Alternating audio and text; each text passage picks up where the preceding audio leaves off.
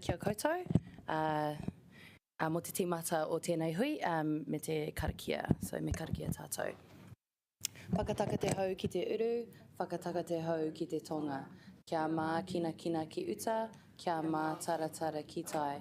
E hi ake ana te ata kura, he tio, he huka, he hauhu, ti hei, mauri ora. Cool. Tēnā tātou, no mai haere mai ki tēnei hui o te Kōrau Tūāpapa. Yeah, welcome to this morning's hui. We're going to kick straight into it. So, apologies. We've received some from Councillor Young for early departure and Poiwi Liz for lateness. Are there any other apologies? I think we will probably be wrapped up before lunch, and also there will be no lunch, so bit of an incentive there. Cool, awesome. So I move that we accept those apologies, and Councillor Brown will second. Let's vote.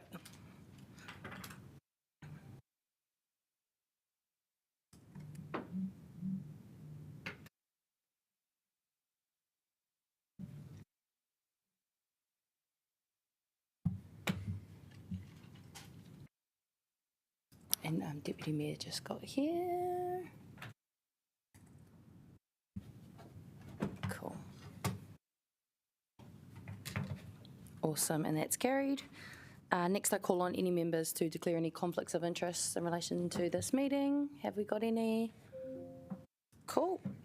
And moving on to the confirmation of minutes. So I move that the minutes are an accurate reflection of the meeting on the 16th of March, and Councillor Brown will second. Let's vote.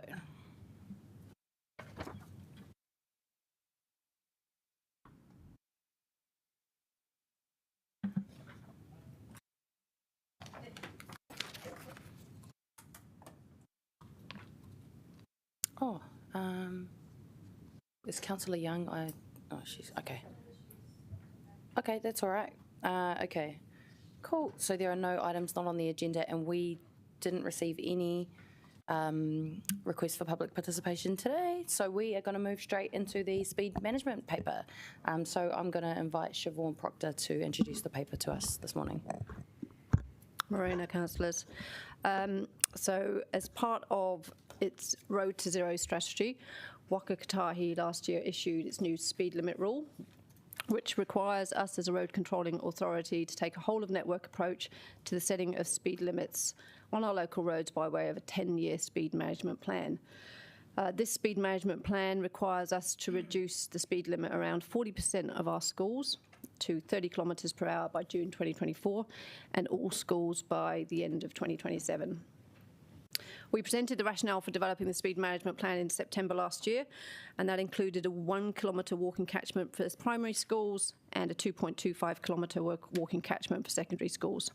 We tested 9 options, and officers recommended the option that returned the highest net benefit of $176 million, which also had a benefit cost ratio of 7.7. That option was approved by Council in September, so we have now developed the draft plan applying that methodology that was approved, and it's ready for consultation. So today we're seeking approval to consult on the draft plan that aligns to the decisions made by Council last September. Our consultation is going to start in mid-May, and it will go through to the end of June, and a decision on the final plan will be brought back to councillors to make in September of this year, after we've taken community feedback into consideration. So I'll invite Brad Singh, our Transport and Infrastructure Manager, up to answer any questions that you might have on the paper. Questions? Morning, Brad. Councillor Free. Yeah, so thank you, Brad. Just with the consultation that was done with schools, I'd like to ask some questions about that. Are you the appropriate person to ask? I'll try to answer as much as I can, but Joe and Sandy ran that, but I'll try and answer. Joe's actually just walked in, and maybe that's Sandy, I don't know. But anyway, my question is, how many secondary schools versus how many primary schools, and what effort was made to engage with secondary schools to understand how their students arrive at the school, and what's an appropriate definition of near? I think I'll ask Joe here to pick that one up. Thank you. Thank you, Sandy. You can join us at the table or at the lectern. Tēnā koutou katoa, ko Sandy Mandich toko whānau e ingo. So the answer to that is we have engaged with 64 schools out of 81. We engaged with over 6 secondary schools. To be honest, I can check the numbers, but I don't have them at my head. We talked specifically about what's a reasonable walking distance in primary and secondary schools, and pretty much all, we brought the maps that show the 10-minute walking distance around each school, 20-minute boundary, 1 kilometer boundary, and 2 kilometer boundary. And pretty much in primary schools, all the school principals were saying 1 kilometer is more than reasonable, and many students would walk longer than that. In secondary schools, the same thing. Obviously, those students would walk further away. So up to 20 minutes in secondary schools and intermediate schools was not an issue. Sorry, I just ran up the stairs. Okay. Yeah. Thank you, Sandy. Can you let me know the locations of those 6 secondary schools, please? They're all in a full report. I can actually look it up and I can tell you what those schools are. But we created a whole report based on the engagement, which we didn't share in addition. We have the report on engagement with schools and we know exactly which schools they are. So I can look that up and have it within 20 minutes for you. Thank you. Awesome. Councillor Brown.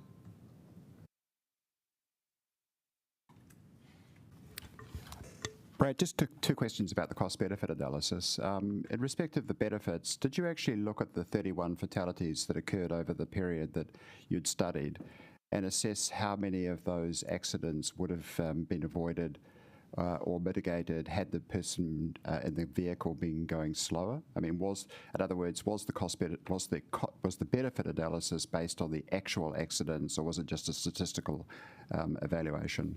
And secondly, on the cost analysis, is that purely about saying how many extra hours people are basically going to spend in their cars at the slower rate, and that gives a present value of $400 million? Is it just about slower driving times and therefore more time travelling? Again, I'll defer this to Joe Hewitt, who did that work. Joe? Good morning, councillors. Two answers to that. The first one around the crashes, it's a systemic level analysis. It's not an individual crash analysis. The second one is, yes, the change in travel times is a result of people travelling slower. Does that answer your questions? Just one small follow-up question. If people are going to spend a great deal more time travelling, which obviously the $400 million indicates they are, did you assess whether that would actually have an impact in terms of people having more accidents because they're spending more time on the road? The safety benefits result from the... yes or no will do, actually. Yes or no? Did you? Well, the safety benefits in the benefit cost analysis derive from the fact that we expect that there'll be less accidents, crashes, because people are travelling slower. So that's a yes. I think it's a yes for the way you're asking the question. Cool. Thank you, Joe. Councillor Randall. Yes, thank you. First of all, was fire and emergency consulted with these slower speeds? Because obviously it's going to affect them. There were numerous entities that were consulted outside of just schools and mana whenua, including the police, and I believe that emergency services were also engaged with through that process. And did they agree with this change? Do you know? Amit? Morning, councillors. Overall they did. We didn't go into the detail. It was just a pre-engagement at the time, so we didn't really go into the detail of what the map actually looks like, but they were supportive of reducing speed limits, yep. Okay. We've had lower speed limits in the CBD for a while. Has any assessment been completed on whether those lower speed limits reduced accidents and injuries? I'm not aware of any that's been undertaken. However, the research that we've undertaken does show that lower speed limits do have the ability to prevent crashes from occurring, but more importantly is the impact when a crash does occur is that it has a much lower chance of death or serious injury. Okay. And Joe mentioned it was a systematic survey. So really, this is the BCR and the benefits are really done on an average citywide sort of thing. You know, this doesn't take into account the fact that some suburbs may be more dangerous with narrow roads and poor intersections versus other suburbs which have been sort of built more recently. You know, I'm just thinking Churton Parkwood Ridge, which have been built to New Zealand standard 50 kilometre an hour roads. So those roads are also going to be slowed. Is that right? My understanding is, yeah, that's correct. It is a systemic analysis done across the city. Okay. Thank you. Cool. Councillor Abdurrahman. Thank you, Brad. And my question is this a speed limit only for cars or other transport means like scooters? If yes, how are we going to enforce it? If not, are they not a safety concern, or how are we going to do it? On New Zealand roads, anyone who uses the road is governed by the speed limit. So whether it's somebody on a scooter or on a bike, the speed limit would apply. Enforcement, as with the rest of this plan, enforcement is something that we continue to work with the police. One of the things that happens post the speed limit changes is the addition of traffic calming measures to encourage slower speeds, meaning that it's more difficult to drive at faster speeds or cycle, if you will. Are there any example in other countries? How do they enforce when it comes to like scooters and bikes? Because we have a lot of good people who are responsible when they bike around, and when they scooter at the same time there are few who can cause a very severe damage. So is there a way that can be enforced?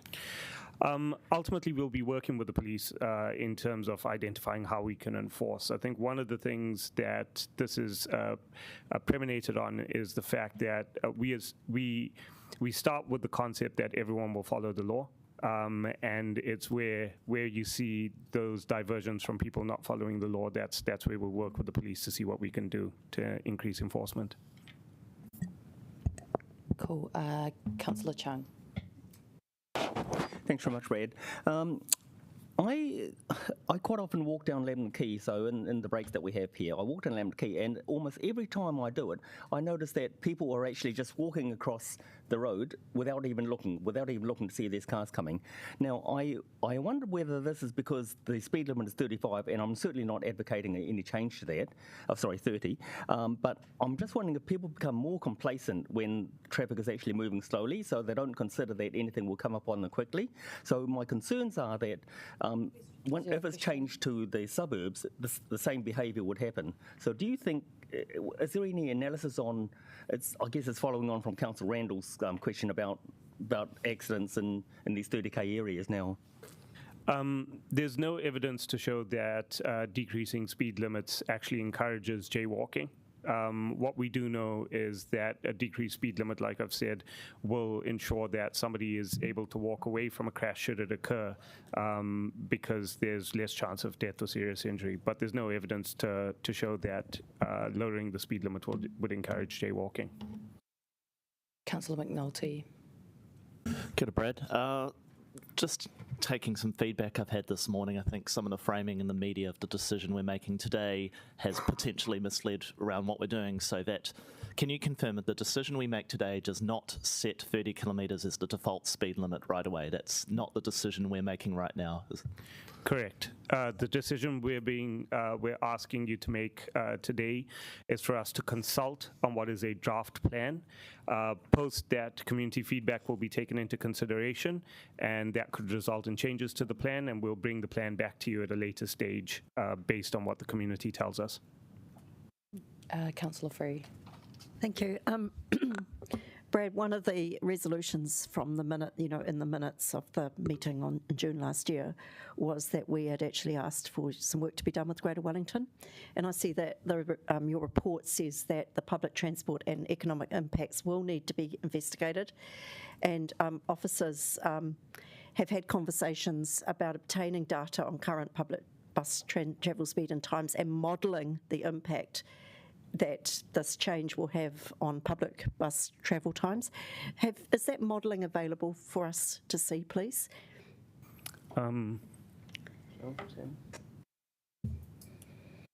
Yes, it is. That assessment has been undertaken by the Wellington Transport Analytics Unit. Given that was, a specific request from the council agreed, why wasn't that perhaps included? And when can we get hold of it? Well, a summary of the outcome was included in the information, that the detail has not, but it can be made available. Yes. I think that kind of assessment would need to be redone based on what the final form of the proposed speed management changes would be. But we asked for it to be done prior to, as an understanding, we asked that you would do that work prior to coming out with this draft plan. I think that the work has been done. What we've included in the paper is a summary of the results. We can provide you with the detail of that results as well, which is what shows. I have another question, which is if this is about children walking to school, and we've been quite specific that that's a very big driver for this work, was any consideration given to speed restrictions on a time of day basis, because this is going to have an impact right through 24-hour period? Yeah, so the last time this was presented, which I think was September last year, that was one of the options, was the variable speed limit option. That was an option that wasn't approved to go ahead. This was the option that was approved to go ahead. With some work to be done. So I would be interested in the work that is done on the public transport system, and particularly like the time of use during the day too. Thanks. Sounds like they're going to get that to you. Councillor Brown. Just one additional small question about the cost-benefit analysis. I'm just looking at page 25 of the paper, and you can see there that the benefit of the 30 kilometres for everything is slightly less than the benefit for the 40 plus 30 kilometres. So why is that? Why is there actually less reduction in accidents if everybody goes at 30 kilometres according to your model versus if some people are going at 30 and some are going at 40? Yep, I can answer that one. There's a subtlety in the definitions there. So the 30 kilometre scenario that was modelled in that included leaving the arterials at 50 kilometres an hour, and where most of the crashes are occurring is on that arterial network. So there are very few benefits associated with that particular element in terms of that safety benefit cost analysis. The 40 was 40 everywhere. So they're not quite apples with apples. They're scenarios tested through that benefit cost analysis. Great. Okay. Thank you so much, everybody, for answering all of our questions this morning. Councillor Calvert. I'm not sure whether, sorry, I needed some glasses, had to go and get some.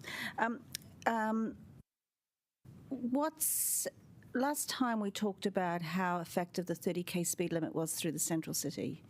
Has there, but there hadn't been an assessment done. Has there been any assessment done yet? No, not yet. Yes, we've done that assessment. So there is very small number of all injuries as well as DSI, deaths and serious injuries and minor injuries, and there is no significant change over time between baseline and a 2-year follow-up assessment on those data, and there is no significant changes between control streets, which didn't have a change, and those ones that did. One of the reasons is that for the deaths and serious injuries and even minor injuries and all injuries from crashes, the numbers are so small, so we actually need a much longer period of time for a follow-up to be able to observe if there is a differences between the two. So what I'm hearing then is the 30k speed limits through the central city in the 2 years there hasn't been any noticeable change in. Can I just share this? I just want to clarify, make sure I'm clear Yeah, I think what Sandy's alluded to there is there hasn't been a noticeable period, hasn't been any noticeable change in terms of deaths and serious injuries from the 30K change that was done in the central city. However, like she's mentioned, the sample period has been quite small. It's been 2 years. Because of the small number of deaths and serious injuries that happen in the central city, we need a longer period to be able to do that evaluation. So 2 years hasn't been enough time for us to gather that data to make any sufficient decisions on that. And another question is, I see Kapiti District Council have just gone out with their proposal for lower speed limits. It seems a bit more open in terms of what they're asking. Has our council been liaising with them and other councils about how they're approaching this? Yes, so we're part of the regional working group where we work with Greater Wellington, Waka Kotahi, and the other councils in and around us. So we're all working towards a regional consultation to consult together. Some councils have taken slight nuances in terms of doing some pre-engagement, and the pre-engagement has been done differently between different councils. But yes, we have been working with all the other councils to understand how we're doing this together. Okay, Councillor Pennant. Thank you. Sandy, just a question for you. Can you just confirm for me that if we are to reduce deaths and injuries on our roads, that there's a whole lot of things that need to come together to work? So the lower speeds are important, but it also does mean removing vehicles and getting more people walking and cycling, for example, and different cultural attitudes. Is that right? Well, I guess the focus here is on lowering speed limits. That's one part of the story. But obviously, if you have less vehicles, etc., that will have additional beneficial effects. Can I just answer the question regarding the schools, secondary schools we engaged? We engaged with 10 out of 12 secondary schools in Wellington City. And if you would like to know which 2 we did not engage, I'm happy to share that as well. You're not able to tell us just now? I can. There is no problem. So the only 2 schools we have not engaged for secondary school is Scots College and St. Catherine's College. Okay. And they were contacted, so all schools were contacted multiple times, and these are the ones that did not respond to our offer to engage. And did you have a final question? I did. I'm sorry, last time I forgot to ask about the economic impact report, which was also meant to be assessed and provided before we make a decision. Was that done? Because I note that... Are you asking about the benefit cost? The cost-benefit report? No, I'm not. I'm asking about the economic impacts on the city, because I'm not just asking for cost-benefit, because, I note that the current speeds on the arterial routes are nearly 50, and we're going to make all the arterial routes in my area at 30. What economic assessment has actually been done on that?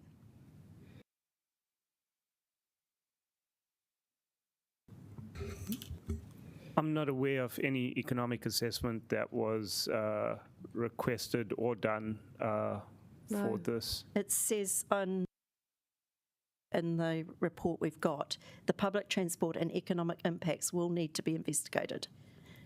That's what it After says. or during? It says on page 79 that this is, and then it goes on to say officers have initiated conversations with Wellington Transport Analytics Unit. So obviously some work's been done, but what I'm asking specifically now about the economic impacts and what work's been done on that to inform us and the public. So are you referring to the September report? And I'm just looking at stuff that's been provided to us. This is following on, I think, from the previous paper. It's on page, what I read out was on page 78, I believe. So so we did the Wellington Analytics Unit did the assessment for what the impact on the bus service would be. The economic impact assessment would be done post any change, because you're comparing before and after. You mean we wouldn't have any idea prior to doing this of the economic impact? I think it would be quite difficult to model that. Right. Have we not? So, okay. All right. Okay. Thank you. All right. Thank you so much for answering our questions this morning. So what's going to happen now is we've got the draft speed management plan, which will be moved by the Mayor and then seconded by me, and then there will be an opportunity to debate. I'm not aware of any amendments for this paper, so a big reminder to everybody that we're debating on the substantive paper. So if you want to contribute to that debate, please raise your hand. I'll add you to the speaking list, and then you can have your turn for speaking. So I'll pass over to the Mayor. Kia ora koutou. I am happy to move this paper and think it paints a compelling way forward for our city, especially in regards to safety. I acknowledge that lowering the speeds will be a pain for some people and add a few minutes to travel time in the city, but for me, that seems to be a small price to pay when you consider that public safety is at the heart of the issue. But ultimately, what we agree today will go out to the public so we can see what they have to say, and that is important. I cannot overstate the importance of hearing from mums and dads, residents, users of our roads, and other interested Wellingtonians so that we can take their views into consideration when it comes to our final decision. There may be some passionate views shared here today, and that is all good, but let's ensure we have a respectful, reasoned debate before we hear from our people as we make transformational change for Wellington. We owe it to them. Huge thanks to Brad, Joe, Amin and Sandy and our previous councillors for the work on this paper and who approved this last triennium. I know a lot of mahi has gone into this, and I look forward to hearing what our community has to say about it. Thank you. Great. Next we've got Councillor, so I'll reserve my right. So next we've got Councillor Free. Yeah, thank you, everybody. Look, I am actually really supportive of 30 kilometre an hour speed limits in our residential streets. What I am struggling with is a plan that goes out and makes some pretty big changes to our arterial routes. I live in a community and represent the eastern suburbs, which are actually quite a distance from the CBD, quite a distance from the motorway. We have a lot of tradesmen in our community. We have a lot of people who are conducting business within our community. And because the way this plan's been put together, this has a disproportionate effect on some very important arterial roads in our community. So I'm struggling. The data that's been given to us is bunched together so that you can make a statement like, this isn't going to change much because the average speed in our city is now 35 kilometres an hour. That's fine, because that's probably an accurate statement, because we have a lot of streets, little streets, which are currently 30 kilometres an hour. But what we also have is a few very important, very strategic streets which actually are currently operating at speeds of around 45 to 49 kilometres an hour. And I'm thinking of streets like Broadway, Evans Bay Parade, which is where a lot of our heavy goods come into the city and must use that route. There are other routes to the west and north, quite important transport routes that are all going to be at 30 kilometres an hour. And for us to actually be going out now without any kind of information, detailed information about what that does to our bus service, which we're actually trying to speed up the bus service.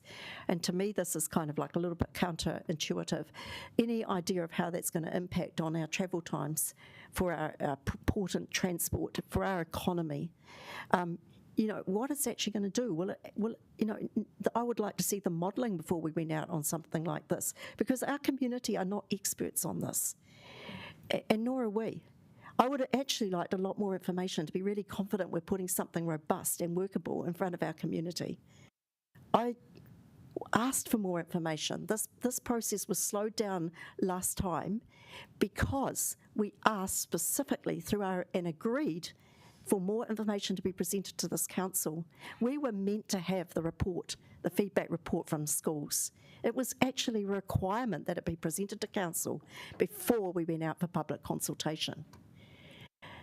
I think that there could be quite an adverse reaction to this, or worse, there actually won't be people engaging with it who will then be totally surprised when this is foisted upon them. We are burdening our community at the moment with an immense amount of engagement, important engagement. And I do think, and my colleagues will be aware of the fact that my view is we should be focusing on the schools first, which is our legislative requirement, but particularly our primary schools. And we should be working for a plan that makes it very legible and easy to understand. For me, bus routes need to stay at 50 kilometres an hour, and we need to use other treatments to make sure they're safe, that we've got pedestrian crossings and traffic lights to make sure those roads are safe for our tamariki and our secondary school students. Other streets can be at 30 kilometres an hour. I want a legible plan, not one that's actually done with a protractor, drawing circles around located schools.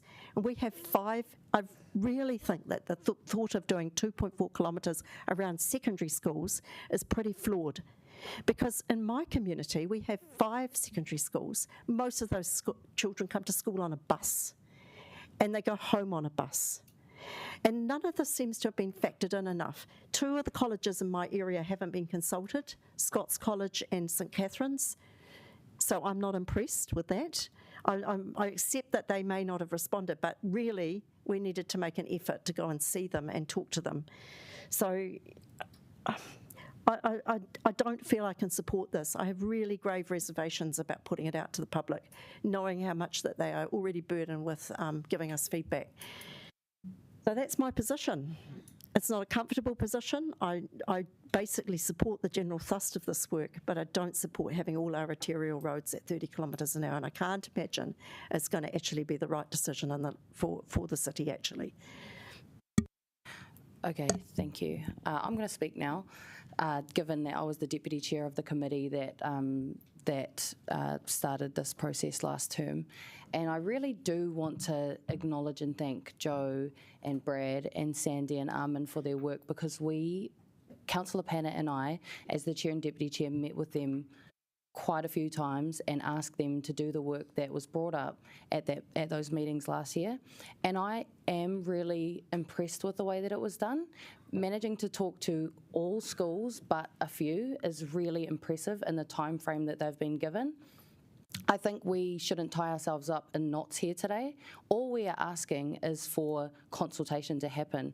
We shouldn't go out and do a whole lot of analysis and do a whole lot of work if we don't know what the community are going to come back and say to us. So I think this decision today is about being brave, and like the Mayor set out, this is our priority. Our priority is for people to be safer on their streets, for children to be able to move around their neighbourhoods and communities safely, and to reduce the impact of potential crashes that might happen on our streets. That's the vision that we can put out there, and we can hear back from our community, but we shouldn't get ourselves tied up in knots about information that we might not have right now or that might develop as we implement these speed limits. So for me, it's about keeping it simple and being brave, and so I'm really happy to support this going out today. So next is Deputy Mayor Foon. Yeah, kia ora, and I accept that, all wards have a different lens on how they're looking at this, but just an experience this morning is riding through Newtown. We have a 40k speed limit. We were one of the first town centres to have a reduced speed limit, and that is no longer sufficient. And I clocked a rider going at 36k. That is legal, but it's on a very tight suburban street, less than 100 metres away from a school, hospital, and so many people it's so condensed. And I just really reflected today that is not right for a small community, a small busy community. I also want to reflect on Awhiro Road that Councillor Fitzsimons and myself asked last term for the speed limit of 70k to be reduced down Awhiro Road after 2 deaths. So really, for me, I cannot, for my community, I must accept this as a pathway forward to understand what we need to do to create a safer ward, for us anyway. Kia ora. Kia ora, Councillor O'Neill. I just wanted to, as a fellow councillor for Te Motukairangi Eastern Suburbs, note my strong support for the speed management paper. Sarah, you spoke about bus priority being really important to you, and I feel that as well. But if we look at why we support bus priority, it's so that people can get to school and work in a safer mode of transport and reduce our carbon impacts. A bus is, if not significantly more dangerous than a car going at 50 kilometres an hour. I've been on a bus before and it's hit a teenager. It's not a nice thing, and I think that if we are reducing all speeds, it makes sense to do that for buses as well. It aligns with our climate goals, it aligns with our ambition. I've got some dubstep going from Councillor Young. It strongly aligns with our ambition on getting people to school and work a whole lot safer. I am more than satisfied that our officers have undertaken a significant amount of work between the last paper and this paper to go out for consultation on the speed management plan. And I actually think it's an incredibly high success rate that we've been able to engage with 64 out of 81 schools in our city. That is pretty much unheard of when we talk about other consultation projects, and I think credit is due where credit is due in terms of the officers for reaching out and other things like that. And as you said, it's only because Scots and St Cath's didn't respond that we didn't get their feedback. Kia ora, Councillor Pennant. Kia ora. So I think we just need to remember that we are the big picture, which is that we're rebuilding the city in a very fundamental way. The last 70 years, whilst bringing some benefits, have also brought enormous costs to our city in terms of climate change and unacceptable levels of deaths and injuries. And so we are rebuilding our transport system, some of our housing, to make sure that everyone has a great quality of life and is safe, and our climate is safe. And this is a critical part of that work to make sure that it happens. I continue to be confounded by the tolerance that our society has for the number of deaths and injuries on our roads. I just cannot get my head around the fact that people think it's normal for over 300 people a year to die and to have lots of injuries. I just do not think it is acceptable, and so I'm grateful to the government for embarking on this this work. It's actually really leading. And we also have a tolerance for pollution as well. We seem to think that climate change is an acceptable cost to pay for economic development and convenience.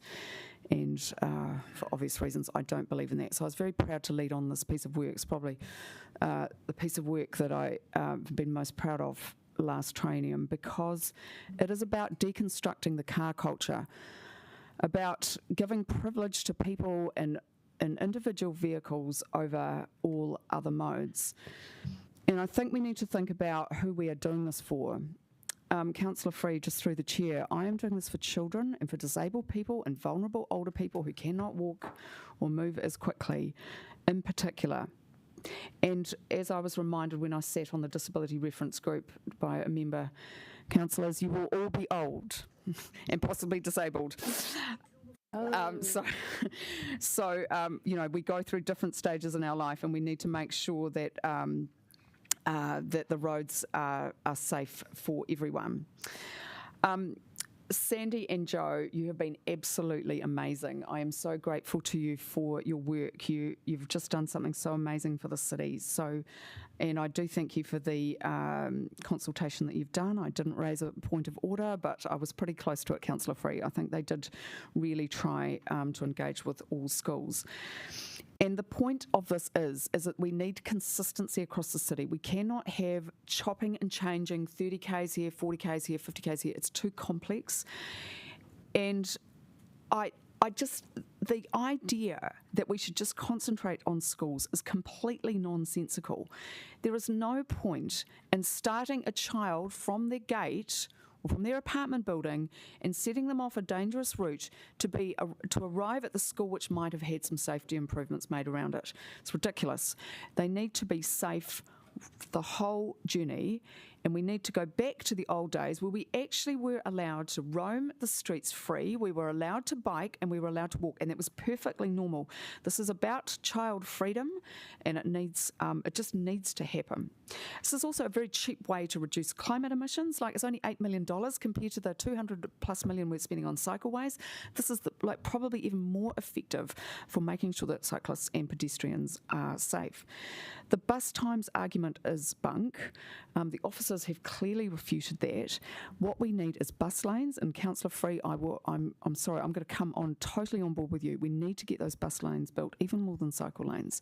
But lowering the speeds is still a must. And Councillor O'Neill, thank you for reminding us. I don't want buses going at 50 kilometres an hour. It's actually a bit terrifying. We will have deaths and injuries. It won't impact on people that much because, given that so many people love to drive, you're all congesting the roads anyway, so you can't go that fast.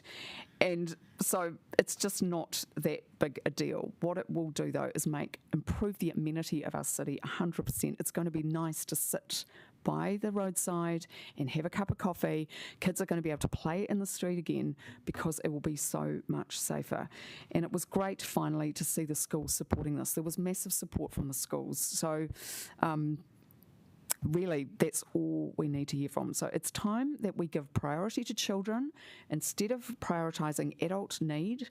And this is why this week really is so groundbreaking, and I can't wait to debate it again after public consultation. Councillor Chung. Thanks very much. I see that there's actually a lot of emphasis on keeping our children safe, and I don't believe that there's anyone in here that doesn't want to keep people safe. And I absolutely agree with having a lower speed limit around schools. But what I feel that where the danger is for school children is actually when they cross roads, like when they're walking to school, walking on the footpath. There's no specific danger there. The groups that I interact with, I sort of meet with people every week, and I've been meeting with a lot of people from rest homes and finding out what they actually do, where they actually go for their exercise. And I think that they're the vulnerable people in our society. They take a long time to cross the road, a really long time. And so they need the time to actually get across these roads. And they say, when I talk to them specifically about crossings in our area, they're saying that it's not so much the traffic, because the traffic actually, they always slow down when they see people standing at the crossings, and so it's just getting enough time to cross. So I actually think that we should actually look at the amount of time that they actually need to get across the road, and maybe reconfigure the traffic lights so that they have enough time to do these things. And I think that this would make them a lot safer. I also think that again, all of you know that I travel a lot by bus, so I asked the bus drivers about what they thought about the reduction in speed limits from 50 to 30. Do they think that's a good thing? How would that affect them? And they say that, well, they very, very rarely go 50, and so when you look at the bus routes that they do, but when they, I take the 24 and it goes down through Kandala, and they say they very rarely go above 25 to 30k around these streets. But when they get down to the Hutt Road, they try and make up some of the time, and they increase their speed to 50 until they get to the 60k zone, when of course they have an extra 10k. But they say that there's no point in actually having the blanket 30k speed limits on all the roads that they cover. And they sort of talked about a lot of the other roads as they travel through to Miramar. So I think that having a blanket rule for the whole city is actually going to be problematic. I'm not, as Councillor Pennant was talking about car drivers, I don't drive very much at all. And so I actually don't really sort of note down how fast other people go. But the other day I came from Kōrau to back to Johnsonville, and I found that I looked down at the speed that I was doing, and I seem to average about 40k along there, and I was just trying to think of what it would be like going 30k, and I found even going 40k, you get a lot of traffic sort of banking up there. So with 30, what would that actually do to the traffic? A lot is mentioned about the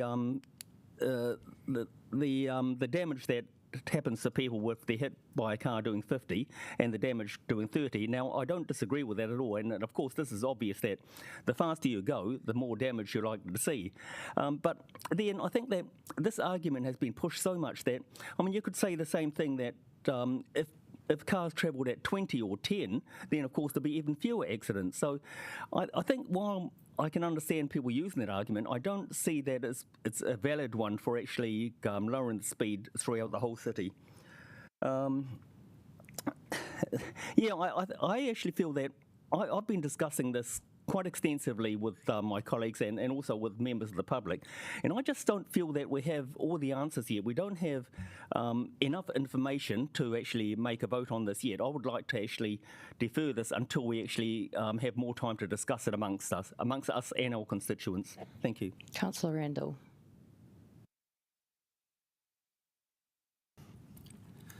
Yes. I don't think that this is a good solution. Now, I'll say, as I said before, that this was an option selected by the previous council, and I don't think we've had a chance. It's a shame we haven't had a chance to sort of have our own private discussion around some of these things, but it seems to me, much like a lot of the previous council, this is another one-size-fits-all plan for the whole city, when in fact our city is very, very different in different parts. And I think, so I agree that we do need to apply the sort of safety measures around schools as we've already applied around most of our suburban centres. You know, slow it down where there are lots of people, where there are vulnerable people. And I want to say that I'm here too for the disabled and the vulnerable. But the disabled and the vulnerable are also very dependent on motorised transport. You know, people who are blind need to take the bus, and slowing the whole city down is going to make everything further away for everybody. We seem, you know, looking at what's been proposed, we do lack the evidence. There isn't evidence the whole city is unsafe. There's certainly evidence that there is safety issues within the city, but averaging across the whole city doesn't tell you where the black spots are. And I'd rather have a much more targeted approach, where the officers go and look at those suburbs where the roads are narrow and the people are many, and focus on improving those areas. We've had the CBD. The CBD's had 2 years of lower speed limits. This is exactly the area where you'd expect lower speed limits would work, yet there is no measurable difference. The one place where we thought it would have the biggest impact, we can't measure the difference after 2 years. Maybe we need more time. But maybe this measure isn't actually going to do anything more than make every journey longer for Wellingtonians. I also look at places like Thorndon, where we've got proposals to put in cycleways when it's quite clear the issue is pedestrian accidents.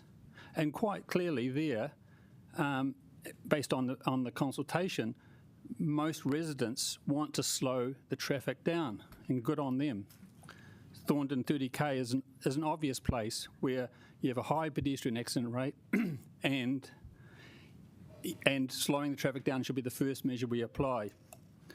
I'm also thinking of the people in places like Stebbings Valley, Granada Village. Granada Village has the longest bus route in the city. It takes an hour to get in the city from Granada Village, and that's on 50k roads, and we're going to make their journey into town even slower. We're going to disconnect them further from all the facilities that they have to get access to, schools, shops, everything.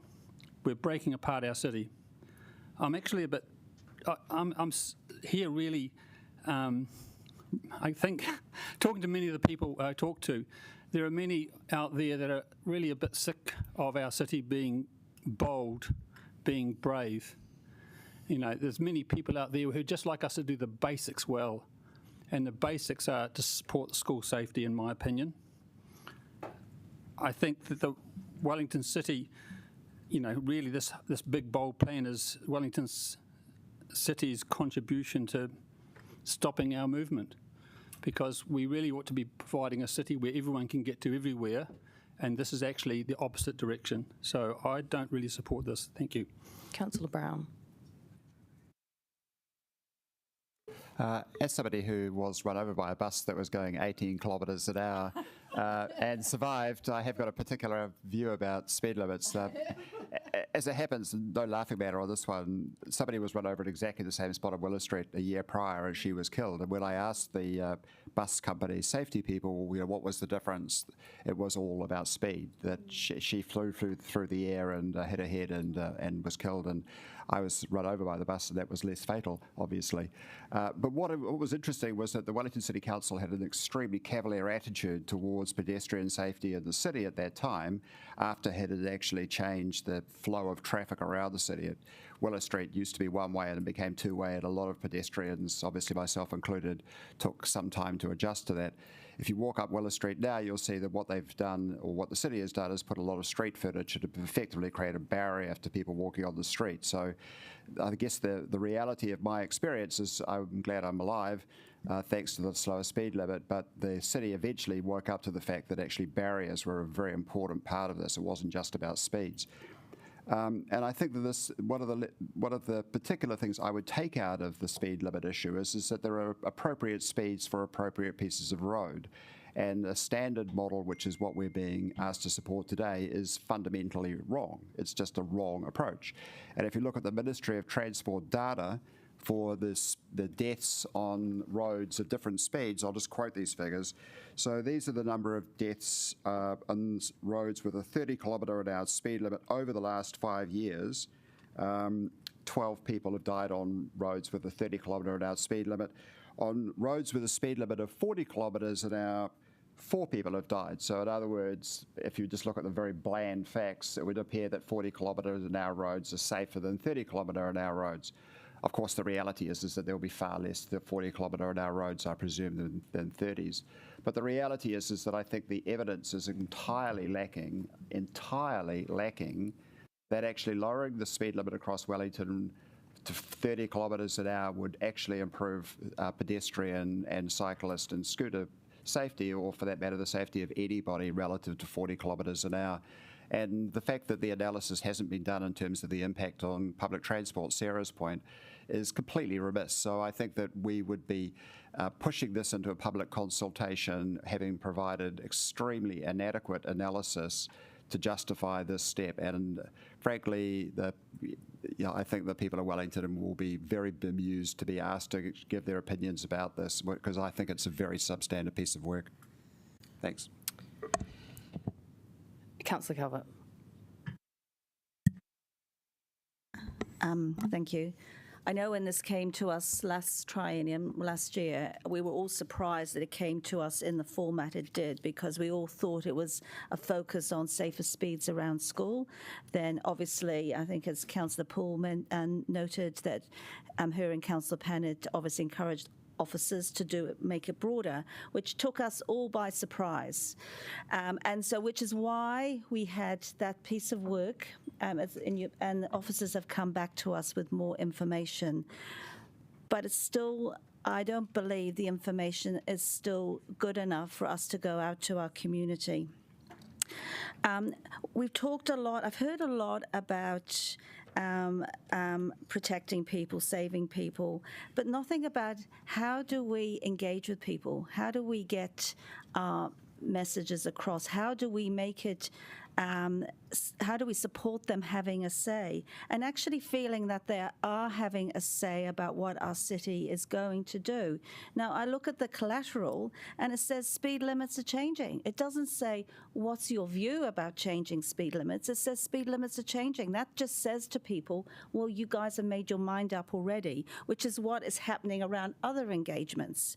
And so it's not about going out to consult with people. It's actually about what we're consulting them about and being genuine about our consultation.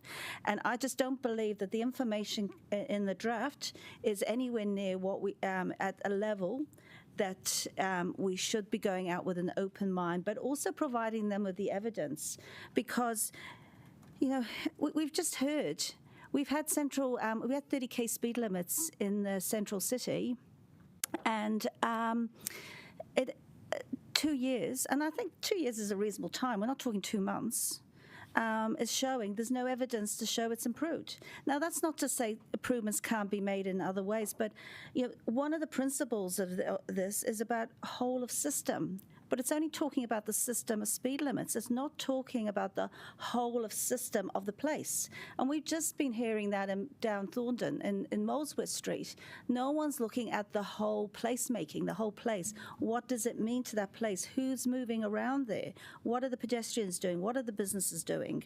And so we're just not really approaching these things in a holistic way. And so because of that, we're not getting the information that people actually say, yeah, I can see myself there. I can see I said that. I can see, this is going to work for the majority of the community. But if we go out with this information in this way, we are not being fair to our community. We're not providing them with evidence-based data. We're not providing them with a way of saying that we are actually genuinely asking for their feedback, because we're saying speed limits are changing, and as if it's already happening.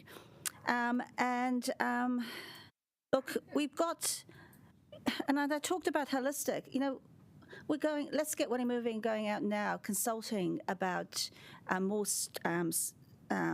transport stuff. We've just had the Molesworth, we've had Molesworth Street, we've just had Kilburney, and actually this is all looking really fragmented. So I'm going to ask our management team to actually think about, when these papers are coming to us, to think about the big picture, to think about how we can make our city better for all. Because what I'm seeing here is stuff that's not actually going to make a difference, whereas other stuff, we've got issues with city safety, people getting beaten on the street in broad daylight.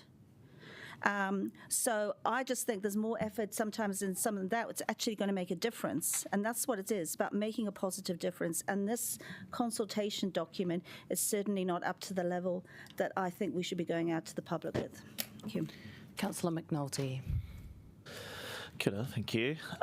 Speed limits are changing. We choose to do it, or Waka Kotahi does it for us. This is the first point. Look, but I'm going to talk about facts, not emotion, and I'll apologise for a little bit of the science lesson, but that's what we're going to go into. 1980 to 2017, the average GVM, gross vehicle mass, of a vehicle has grown from 1.4 to 1.8 tonnes. That's a 20% increase in the kinetic energy that has to be absorbed by organs in an impact. The third most popular utility vehicle in New Zealand, the Nissan Navara, sold last year. In its pedestrian impact test scores, its overall rating was an 18 out of 36, which is a marginal pass. These test impacts are done at 40 kilometres per hour. When they look at the front bumper area, they divided into 26 impact areas. 16 of those were poor, 4 were weak, only 3 rated good. The front end on an SUV is on average 30 centimetres taller than a sedan, which actually increases the likelihood of hitting a pedestrian in organs above the legs, the vital ones, heads for children, organs such as the stomach and heart for lungs for adults. Interesting fact, an M1 Abrams battle tank has a better line of sight for seeing a 1.26 metre child than a Ford F-250 ute. They will see that child at 1.3 metres in front of the vehicle versus 1.9 metres of the Ford. I'm going to go to some American data around US pedestrian fatalities.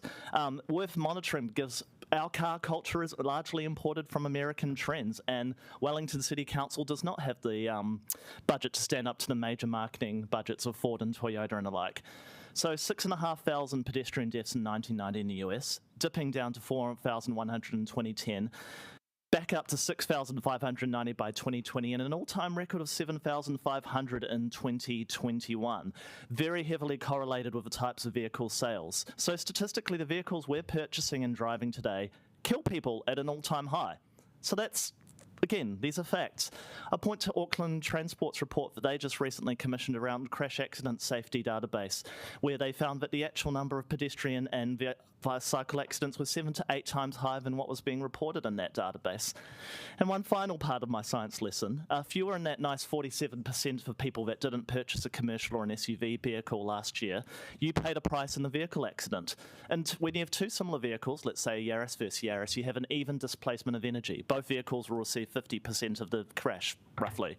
In an SUV versus sedan scenario, that displacement of energy will disproportionately impact the sedan. So we have a vehicular arms race in which we need to buy taller and taller and taller vehicles to protect ourselves within it, while we actually take people outside at far worse impact. So, science lesson over, there's an unquestionable need that we have to respond to the dynamics of the changing vehicle market. That is the genesis of the work that has come from Waka Kotahi. Now, that said, I'll just raise a few concerns and things around the paper. There is a bit of a lack of a nationally and regionally consistent approach, and there is a lack of nuance around times out of high pedestrian or other road use footfall that I would like to see investigated when it comes back from consultation. We have heard in Thorndon and Kilbirnie the common message that a sign itself isn't enough to change behaviour, and we're probably, let's be realistic, police have more on their plate than they're going to significantly enforce this. So there are some genuine valid concerns that we need to dig into around how we look at this. And I can say anecdotally, over the last few months as I've been driving around, those 30 and 30k signs we have around places like Tinakori, Thorndon, Nio, they really are, they do slow speed, but they don't slow speed to that limit. So for me, the best change is the one that gets the highest behaviour change.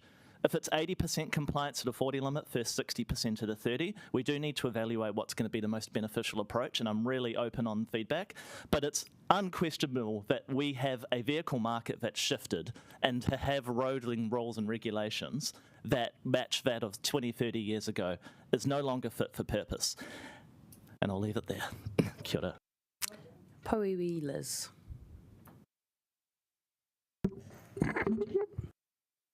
Stay there. Oh, yeah. Morena, everyone. It's been an interesting morning, and it began with my journey into town with the Nick Mills show, because this is the topic, what we're discussing here today. And interestingly, the people who were bringing in were very critical of council and what we're doing. And I've actually enjoyed listening to the debate this morning, and I have some real concerns about this paper and the things that have been raised. But I'm going to support this recommendation, even though I have these concerns, and that's essentially because what we're voting on here is to receive the information and to approve the draft speed management plan. And I believe that we need to start somewhere, and so I believe this is the somewhere. But what I would say and ask of the councillors is that when we do go out for consultation and we hear what people have to say, because going by what I heard this morning, and it was, 40 minutes, going by what I've heard, I think that there's a lot of unhappy people out there, and I think that we need to listen to what they say, because that's another thing that I'm hearing more and more of, where we are being criticised, is that our consultation process is just a tick box exercise. And I think what we just had through the Regs Committee, 3 days of people coming to talk to us, it's pretty clear that we haven't got it right. So we need to balance that. But I hear what all of you are saying, and I agree with quite a bit about what everybody has said. And like I said, I do have concerns about some of the things that are missing in this paper, but this is the opportunity for our people to come back to us and tell us what their concerns are, rather than us having our officers running around doing all of this mahi that may be irrelevant. So I guess what I'm saying to us as a team is that look at what we're proposing. Yeah, there are some gaps, but we need to start somewhere. That's a directive from our government. It seems to be that other councillors are picking this up, and this is where we're starting. But I think we need to be very sincere in saying to the people that we represent that we will listen to what they have to say, and I believe that we owe that to them, that we do need to listen to what they have to say, because we are here to represent them, not what our own individual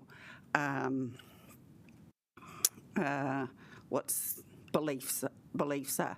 But in saying that too, I do want to say that like you, Councillor Chung, I don't think there's anybody around this table that doesn't want anything less than safety for our children and for our citizens in Wellington. Ka pai. Kia ora. Councillor Young.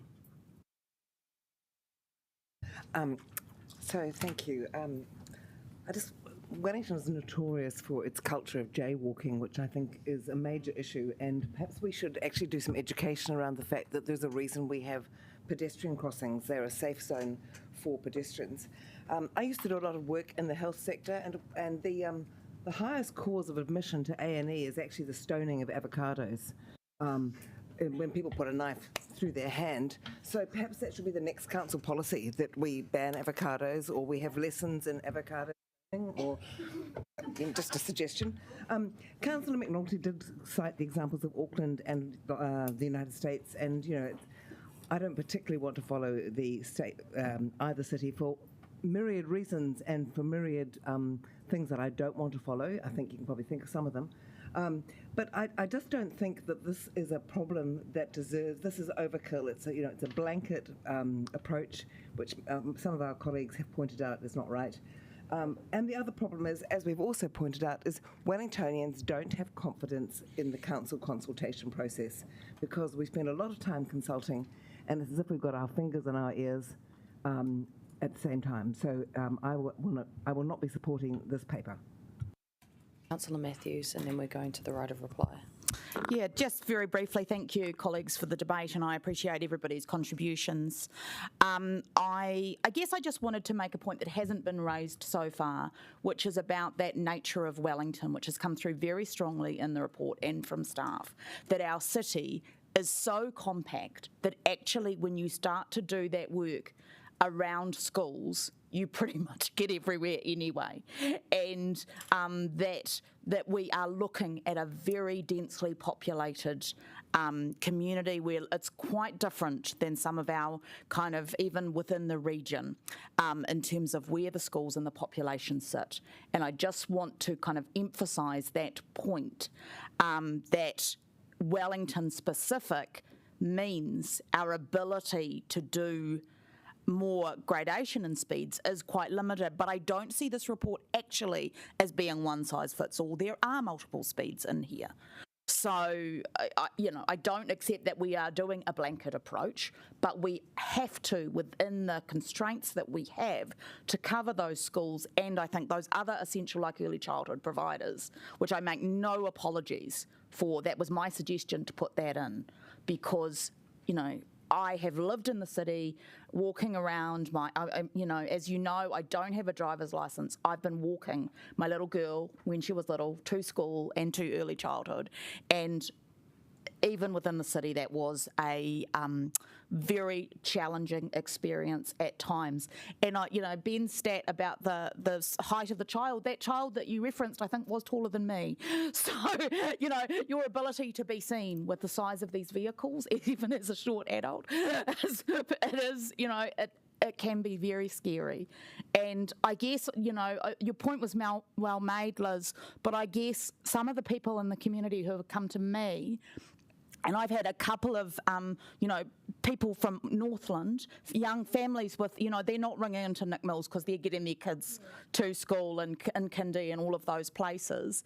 But they were begging for their streets to be lower speed because they want their children to be able to play, to be able to walk to school, and all of the things that previous generations did before our cars got so huge and, before, I guess, the population got to the level it is now and, more people having huge cars, all of those things. So there is definitely a lot of support for this in the community, and I'm going to be very interested to see how that comes out. I know some people, it makes them very mad.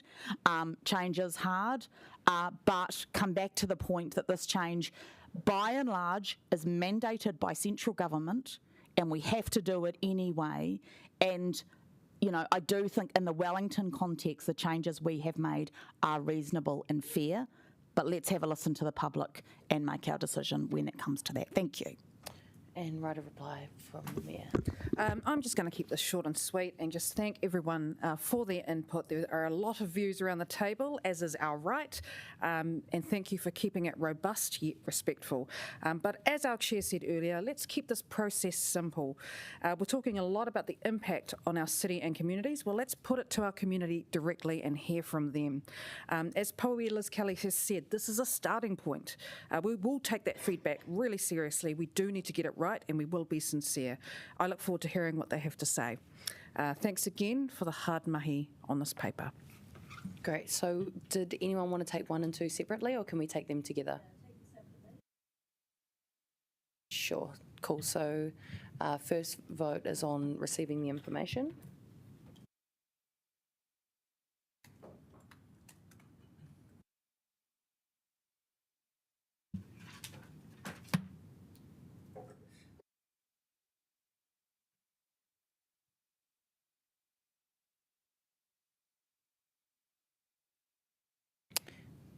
Great, so that is carried with 1 against. Councillor Brown. Next, we've got the second one to approve the draft speed management plan. All right, so we've got Councillor Brown and Councillor Free against. Did anybody else want to change their vote on that, or you're all right?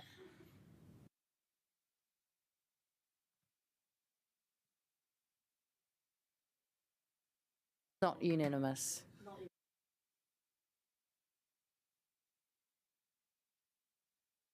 Great, and that is carried with Brown, Calvert, Free, Randall and Young against, and we'll have both of those recorded in a division in the paper. Cool, so we're going to go to morning tea now. Let's come back in 15 minutes, so 5 to 11.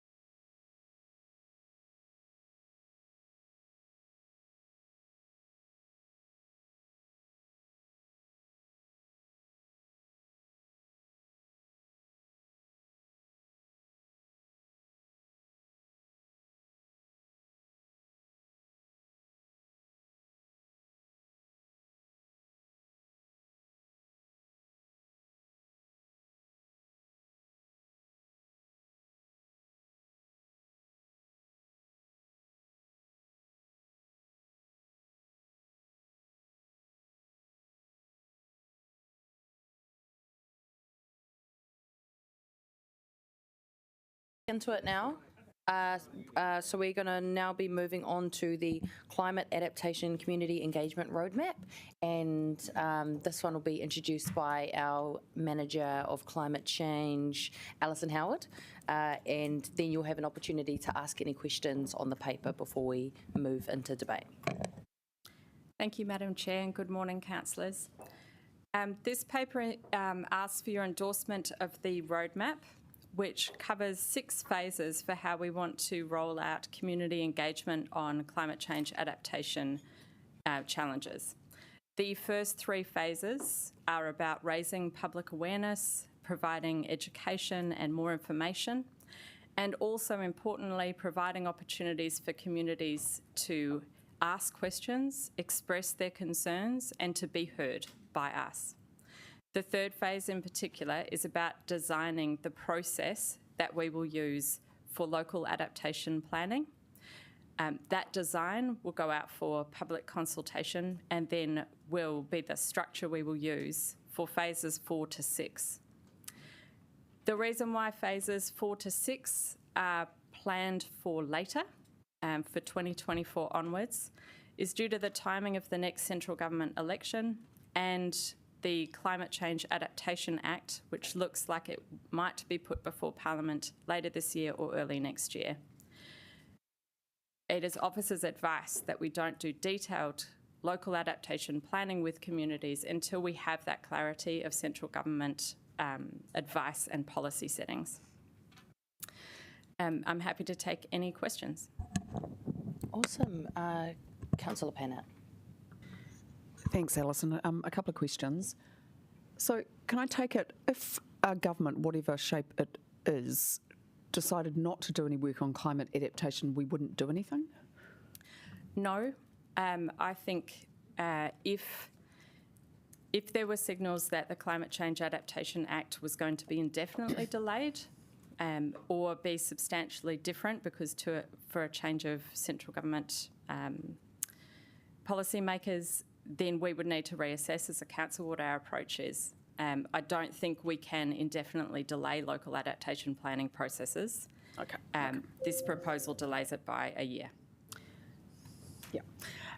Okay, next question. I was just talking to you at morning tea about my experiences 9 years ago in Island Bay about not coming to the adaptation process with money. Can you give the committee some confidence that there will be advice that we need to fund this properly before we start engaging? Because the communities will want to know that work can actually be funded. It's not just about having a talk.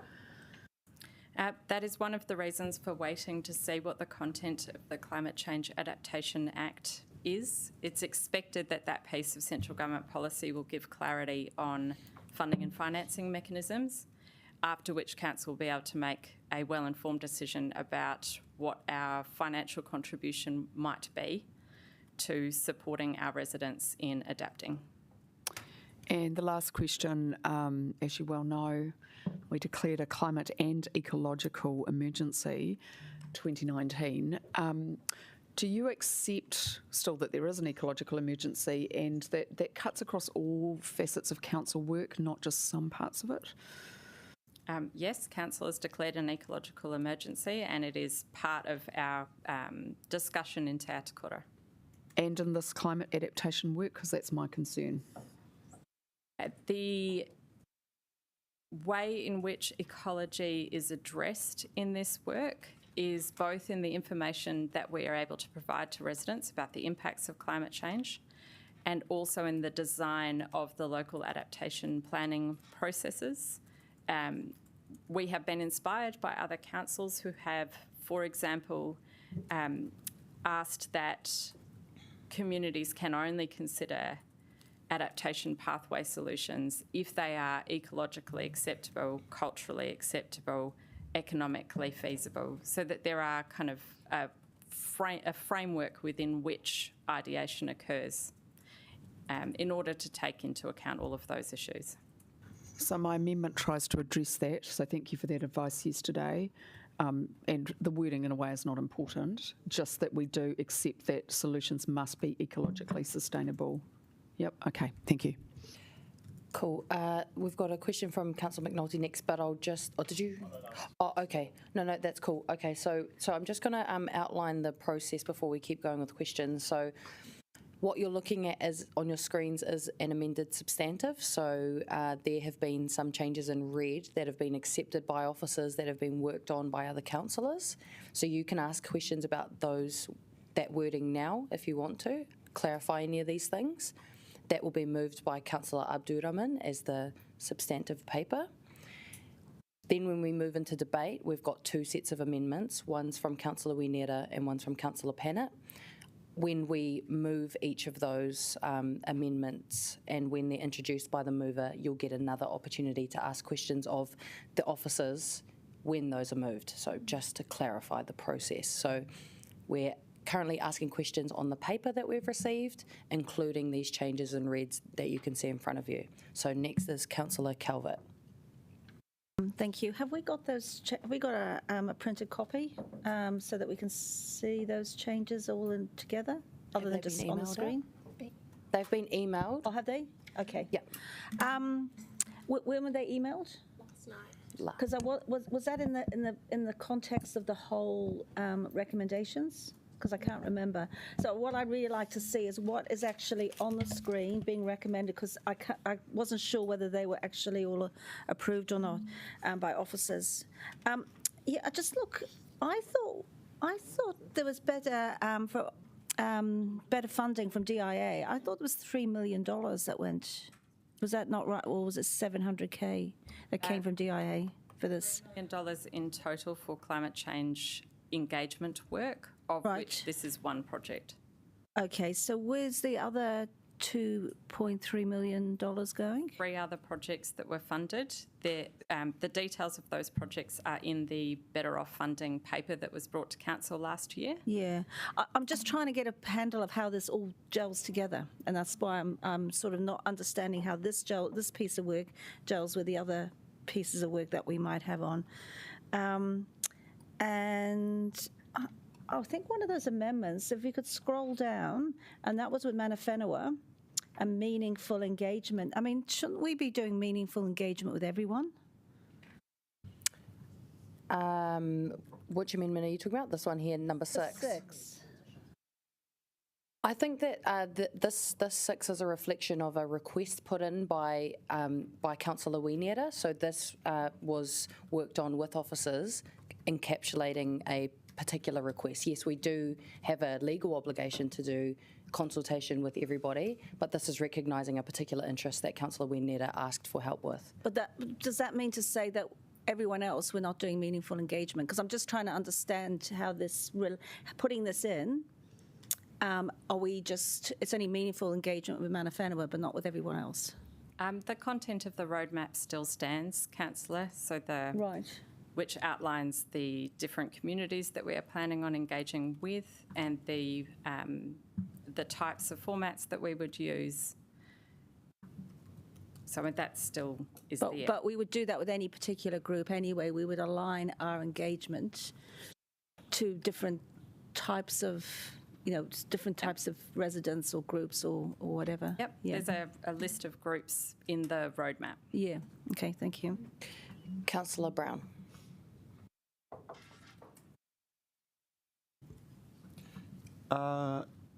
Sorry, could you go back up to the...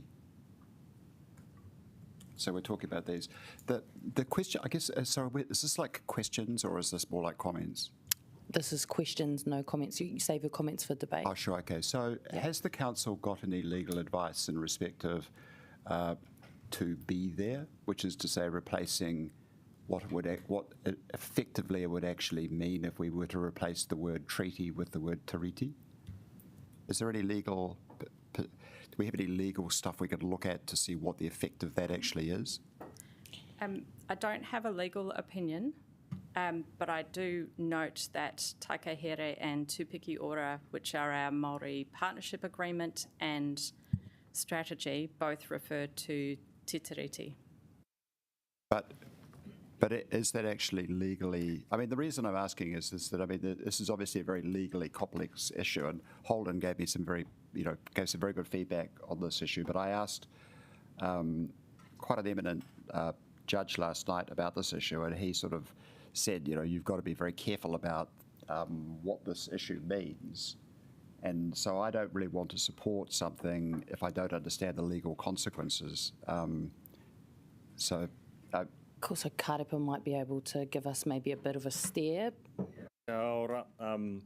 Councillor, not obviously legal advice here. Didn't get that far at university. But inside the LGA, both copies of Te Tiriti are inside there. So it's actually the appendix in Te Reo Māori as well as the version in English are both in there. So both of them, we've got responsibilities through the LGA to be observing, I guess. Whether one or the other is above the other, that's open to your interpretation. But both of them are in there. So from our point of view as officers, you can have both of these words in there. I'll just add that it is working practice for us to use Te Tiriti, and we also note that in RMA reforms, for instance, other legislative reform, that they regularly use it. Sorry, could I maybe Tam could just tell us what she told me about that in the RMA reform area, where they use the word tiriti, it is actually specifically referenced to some other act of parliament which defines what it actually means. I think that's what you were saying to me, Tam? Yeah, so in the Natural and Built Environment Act, they use Te Tiriti rather than the treaty, but then in some of the preamble, they have a specific thing that says that Te Tiriti means the treaty, which refers to the Treaty of Waitangi Act interpretation.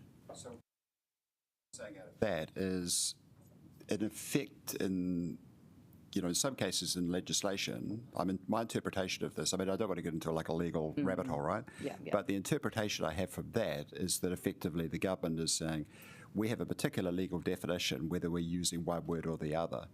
Now, here, if it's the same, where effectively it's more of a semantics thing, where it doesn't have an effect in terms of what the legal consequences are, that's fine. But if the legal consequence of this is that we're effectively saying we're not using the treaty, i.e. the English language version, we're going to use the other version, the Maori language version, then there are legal consequences. And we're effectively saying...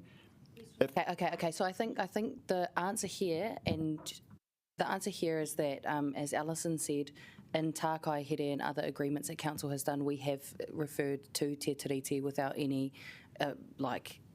preamble or explainer about which version we're referring to. So I think it's not a problem here today. So I think your decision, we'll take that separately, that 2B, and we can take any other parts separately, but you can just decide whether you want to vote for that or not, with it kind of being... Yeah. Sorry, I just want to make one point. Oh, you can't make a point? Oh, okay, sorry. You save it for debate. Okay. Write it down on your paper and save it for debate. Cool. Okay. So questions on this amended substantive. Councillor Randall.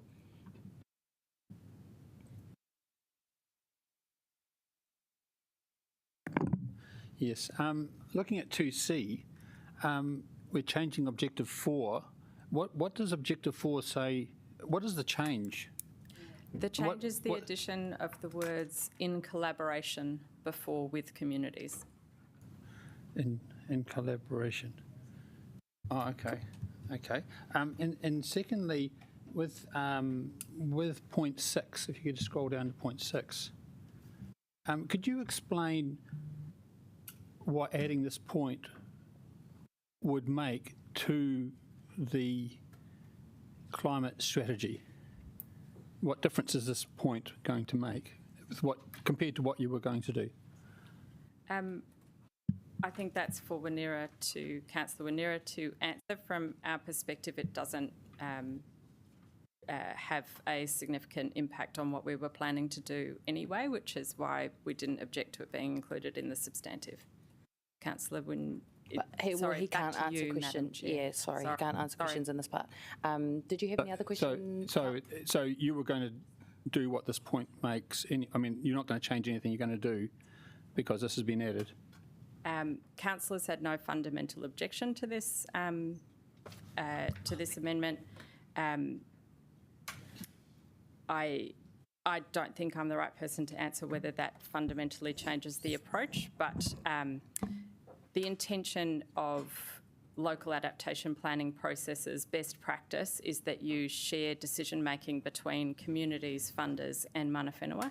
Okay. And I think 6 captures the mana whenua part of that shared decision-making. You're going to do that anyway, so... But that would be a decision in phase 3 of the roadmap. So that would be when councillors would decide what the decision-making structure of the local adaptation planning processes would look like.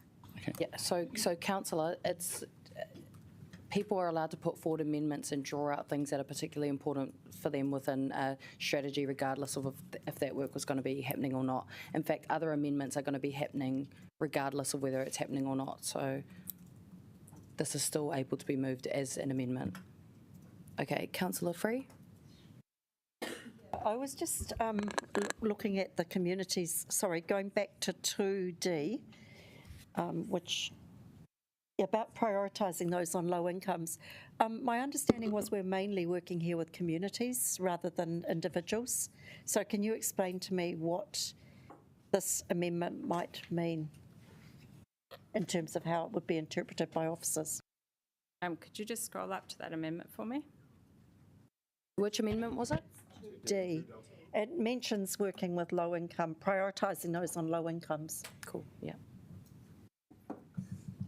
Sorry, could you scroll it onto the screen? I just can't see it. I think it's not frozen. It's up. Oh, never mind. Yeah. Oh, there it is.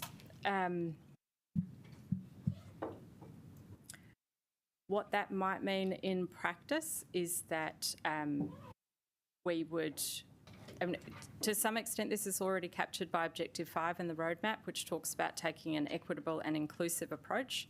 So I think in practice, this doesn't significantly change how we would approach our engagement process, apart from possibly a recognition that some lower income suburbs might have high impacts but be less organised and less vocal in requesting council assistance than other communities who are better resourced and more vocal. But your intention to bear that sort of thing in mind is covered in number 5? In officers' opinion, yes. Yeah, okay. Thank you. And keeping in mind the prioritisation of which communities we would do local adaptation planning with first would be covered in phase 3 of the roadmap. So you will have an opportunity as councillors to input to that then. Okay, thank you. Great, so Councillor Brown? Oh, what? Is this a question or do you want to debate? Oh, yeah. In respect of 2A, is there going to be cost-benefit analysis? Because my inference from reading that is it implies the only benefits to the environment get considered, none of the costs. So, Objective 8 is one of the objectives of the roadmap. sorry, this is 2A? Yep, but it's discussing Objective 8, which is one of 8 objectives in the roadmap. That's fine. Economically sensible outcomes for adaptation planning are essential. Sure. And a second question on respect of 6 was that when I read this clause, I felt it was extremely open-ended, but does it actually grant any additional discretion to mana whenua relative to what is actually in council's policy, partnership policy? I mean, is there any more power or discretion implied by this? No, there's no extra, as Alison was referring to before. This is how we do things, and this is how we've signed up to be authentic partners with our mana whenua partners and iwi partners through both Tākahiri and Tūpiki Ora, and so therefore the things that are alluded to and indicated in this aren't any different to how we should be doing all of our work. If there's a need, though, to be specific in ensuring that this is how we approach this, then that's a decision for you at this table to make in terms of telling us how to do that. Great, thank you. Cool, and that kind of goes back to the point I was trying to make before, is that sometimes when people do amendments, it might already be encapsulated in the work, but councillors as representatives are able to point out a particular thing that's been agreed on for communities that they represent. So that kind of explains to you why that might be there. Okay, so, yep, Councillor Calvert. Thank you. And it's just actually in amendment number 6. And it talks about financial if necessary. Now, I thought is this in reference to the budgets we already have to enable engagement with mana whenua, or is this talking about additional funding? Because I'm just trying to understand is financial if necessary, what does that mean? Because So our standard practice is when we have any projects, we fund any mana whenua engagement if necessary. So if they require funding to be able to participate in that engagement, we'll fund it out of the project. So this is doing stuff we're already doing. Okay, thank you. All right, so Councillor Abdurrahman is going to introduce the paper, and then we're going to get the ball rolling. So does everyone understand the process from here? Cool? Okay.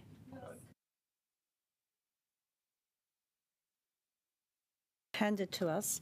So have we got separate amendments to the substantive? So these are changes that will be moved by Councillor Abdurrahman that have got officer support to be in the substantive. So that's the back page? And that's the first page. The first page. First section. Amended substantive. That's going to be moved by Councillor Abdurrahman. Well, what's this? Because I think... Can you just... if I'm going to talk through the process again, and it might make more sense. And then we're going to go to Councillor Wineta, who's going to introduce his amendments, which are 6. We'll have debate on those amendments, and you'll be able to ask questions on those amendments. Then we'll vote on those amendments. And then Councillor Pannett has a set of amendments, and Councillor Pannett will move those. We can ask questions again. We debate those amendments, then we vote on those amendments, and then we return back to the amended substantive in that first section, and everyone gets to debate around those, and we can take those separately so people can vote for or against them if they want to. But those have officer support compared to the other amendments that don't have officer support. So that's that distinction. So, cool? Ready to go? Yeah, Councillor Chung?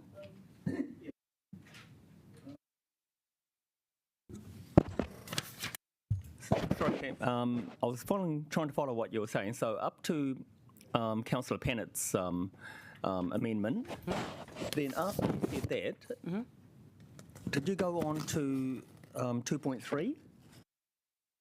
No. No, so just don't look at the 2.3 or 2. Don't look at that. But that's for the next paper, which we'll do after all of this. So I'll make sure it's clear when we've moved on from that side. Okay, great. Thank you. Yeah, it's on the back too. Yeah. So that's got the whole. Great. Okay, so I'm going to pass it over to Councillor Abdurrahman to move this paper. Kia ora, friends.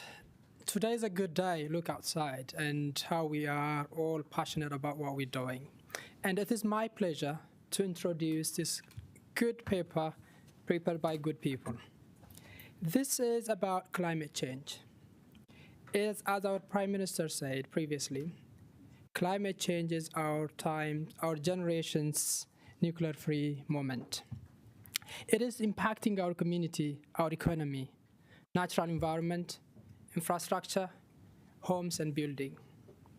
It is also risking the social cohesion, community well-being, and it's also exacerbating the existing inequality and creating new and additional inequalities.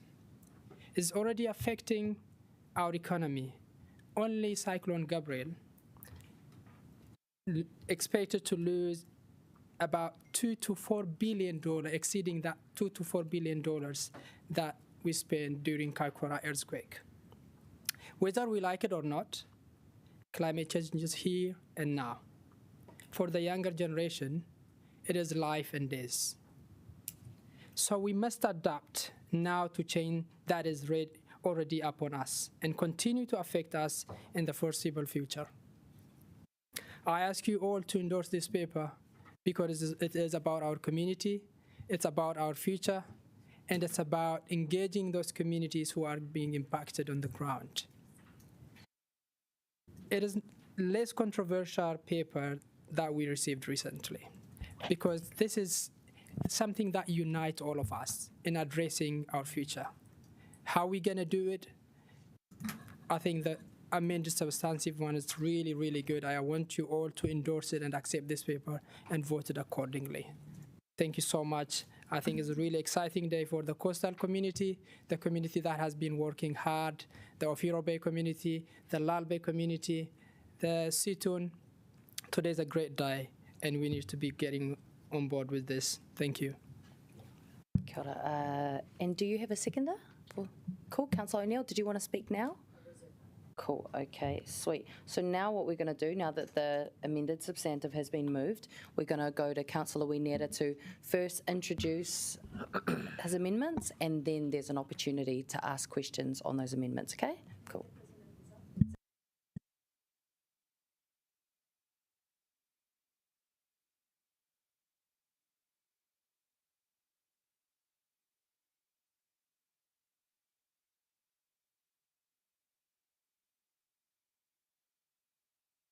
A process question?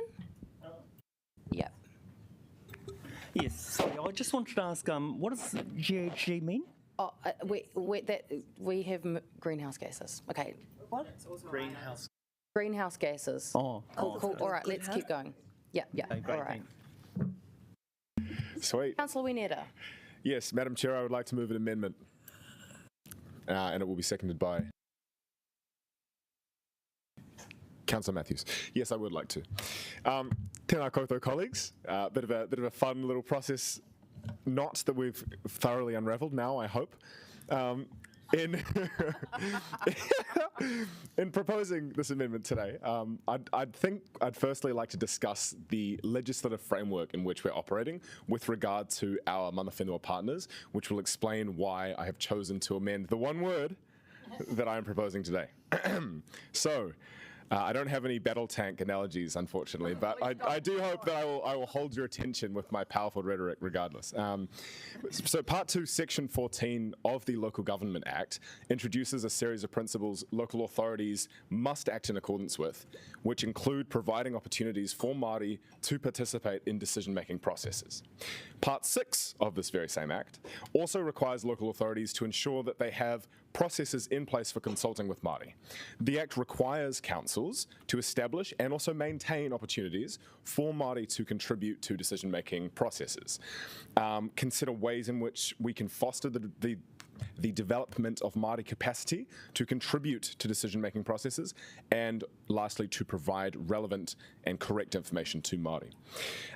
Important decisions about land or water bodies, such as the very conversations that will be happening as a result of this paper, must consider the relationship of Māori and their culture, our culture, and traditions to our ancestral land, water, sites, wahi tapu, sacred areas, valued flora and fauna, and other paonga treasures. Much of this wording that appears in these legislative terms and their intent are inherited from Te Tiriti o Waitangi, specifically Article number 2, or the second, as they say. Te Tiriti uses the phrase rangatiratanga to reference this unique relationship, aforementioned, which Māori have to our taonga, which can be commonly translated as chieftainship, sovereignty, etc. And hence, based on discussion with colleagues and officers, Mataho Aronui, I have chosen to use this term, rangatiratanga, in my amendment today, as you can see on the screen. My why? I believe it is the responsibility of this council, in compliance with our legislative obligations and our moral obligations, to be a good, upstanding tiriti partner, to use the original wording from which our policies are derived. This wording, in this paper in particular, would send a strong message that we value and recognise Te Tiriti and intend to engage with Māori communities as valued equal partners when planning how we can best help our city respond to the catastrophic, frankly, threats posed by climate change. Council has this opportunity to be a leader in the area, and it would be really wonderful to plant that po in the ground and show our city that we will not back down from our responsibilities either to the environment or to Te Tiriti o Waitangi. Nā reira, tēnā koutou, tēnā koutou, tēnā koutou katoa. Yeah, so great, thank you. Also, your printout's wrong. Yeah, so what you see on your screen in front of you is what Councillor Wineta is proposing to amend. One word. One word, which is rangatiratanga. There we go.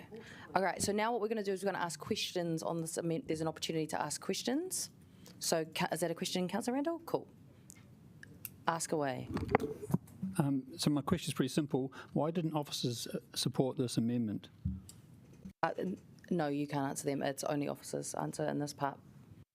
But you can respond in debate. Purely time. So, amendments come in late, so it's purely a time process. So amendments are for councillors to write and for officers to give advice on if there's time. So you haven't had a chance to consider what the implications of what this amendment means, so therefore you can't give us any advice on the implications of it? I can't particularly give you advice on this amendment, plus which officer advice is usually the combination of several officers, of which I am only one. So to give proper officer advice on amendments requires me to go and consult with several colleagues to be able to give you And you haven't had time to do that? not on this one, no. Okay, thanks.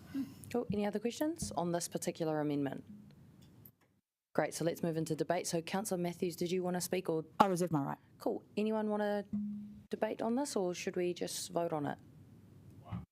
Cool, okay, sweet. All right, no right of reply needed. Oh, can I speak then? Sorry. Yeah, yep, Councillor Matthews. Thank you. Yeah, I just want to speak in support of Councillor Wineta and to say that when we went through the process of changing our system and having a Māori ward councillor, I guess it was this kind of debate and this kind of recommendation that we were thinking about would happen, and that to push us to be a little bit more explicit about what our commitments are, and so I really appreciate that Councillor Wineta has done that in this instance, and I will support it. And if some people feel it's a little bit like they don't know, or they're a little bit uncomfortable, I guess I would acknowledge that that is part of the process and part of his role to push us in this way and to make us think more seriously about the commitments that we have already made. This is entirely consistent with Takahere and those kind of plans and agreements we have already made. It's just making it a little bit clearer. Kia ora. Councillor Randall. Yes, thank you, Councillor Niria. Sorry, apologies. First of all, I think it's really good that this has been put forward, and we should have a chance to discuss this. I will not be supporting this amendment, mainly because we have no officer advice about this. I know a number of councillors around this table don't support amendments if they're not supported by officer advice, just as a matter of principle and a starting point. And I'm also cognizant of the discussion we previously had around tiriti being added as a word, and that was supported by officer advice, but equally the question around what does this really mean. In terms of the Local Government Act, yes, the Local Government Act definitely supports, specifically supports contributions to decision-making processes by Māori, and I understand, in fact, that the council fully complies with the Local Government Act in doing this. We have a number of elements to support engagement by iwi and by Māori in general.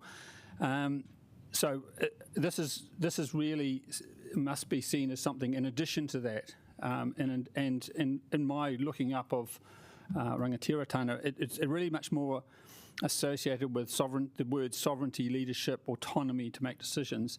And I'm very concerned that if we put this into supporting this as a council, that we might be opening a can of worms with which we don't understand what it really means.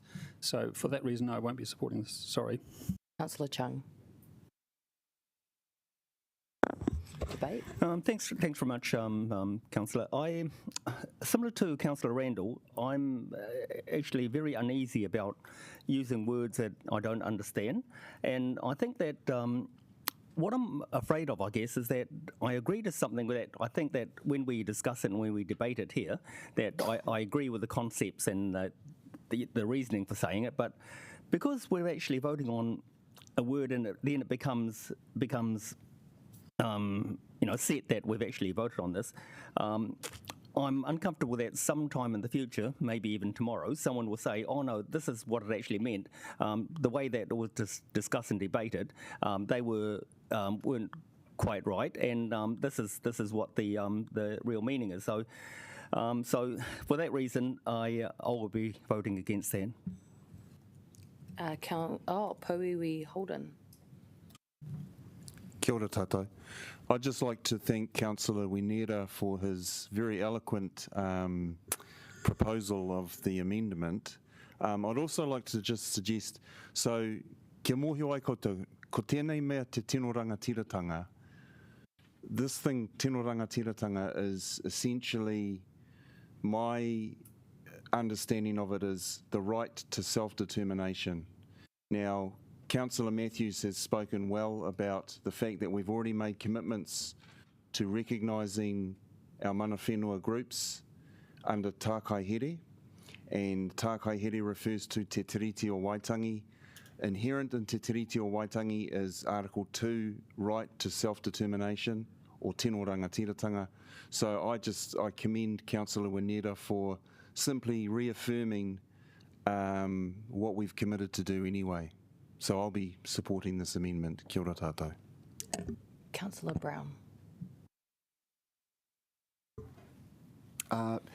Strangely enough, I'm actually going to agree with Councillor Matthews. I actually found the debate actually really interesting, and thank you very much, Holden and Tam, for your specific comments, and also the officers. I mean, this is about a learning curve, I think, for all of us, and I mean, we're going through something, and I think you have to take an overall context. I mean, I get the feeling that we're not making anything particularly dramatic here in terms of changing anything. We're just reaffirming a position, and it's a position which I personally am happy to reaffirm. So thank you very much for helping me better understand this, because I did start this morning thinking I wasn't going to support this, but I've definitely changed my mind. So thank you. Councillor McNulty. Kia ora. Yeah, look, I'm a little bit grumbly about everything here, because you know how I am on last minute amendments and substantive changes, and I've kind of lost a little bit of track of where we're going on the paper.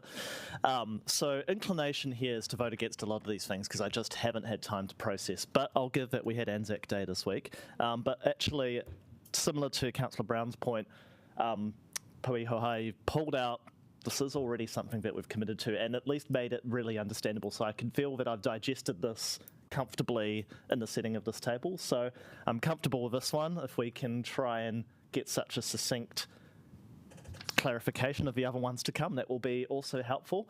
But I will raise my point about grumbling about last minute amendments again and my dislike for them. Kia ora. That is in your hands. All right, so write a reply, Councillor Winera. Yeah, nothing much from me, team. Thank you, everyone. I think these are the conversations that we really ought to be having, and I think it's enjoyable, and it's a learning experience for everyone. So, ngā mihi nui kia tātou katoa. Cool. So everybody, we are voting on Councillor Winera's amendment. And Councillor, did you want a division? Division. Just on 6. So this is just the one that's on your screen in front of you.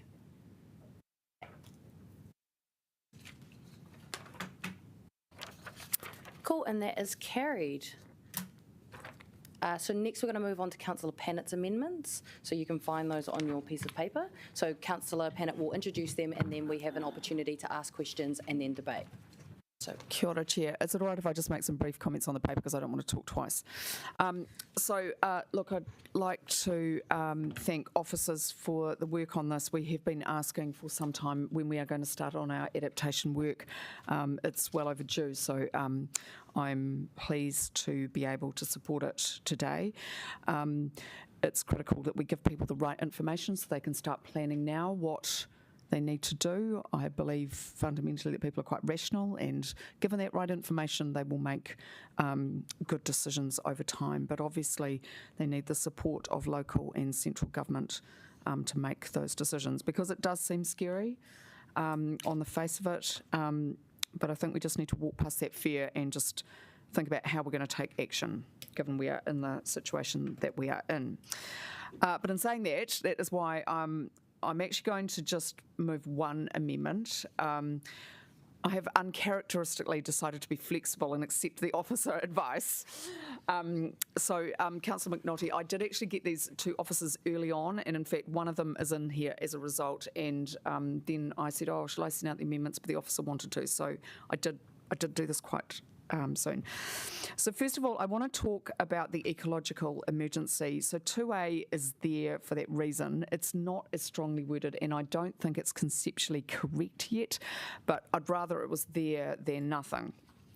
So in 2019, when we were looking at how we responded to climate change, and it was an Al Gore idea that cities started declaring climate emergencies. The community came to us and said, well, look, you should do this too. We agreed, and it was also a community suggestion that we put ecological in, because and I agreed and did it, and that's why I'm now grateful that officers continue to refer to that declaration of emergency.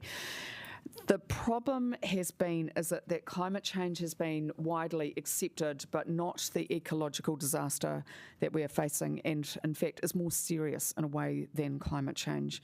I was just thinking about the unfortunate wording that is used to talk about eco-services. There is no way that non-human species do services for us. They just do what they have to do, and we unfortunately take a human-centric approach and believe they do it for us.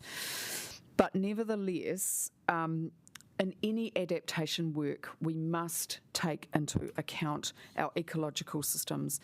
And in fact, I'll just give you a practical example of that. And 9 years ago now, it's a bit depressing, we had a discussion about whether to replace the Island Bay seawall after it was destroyed.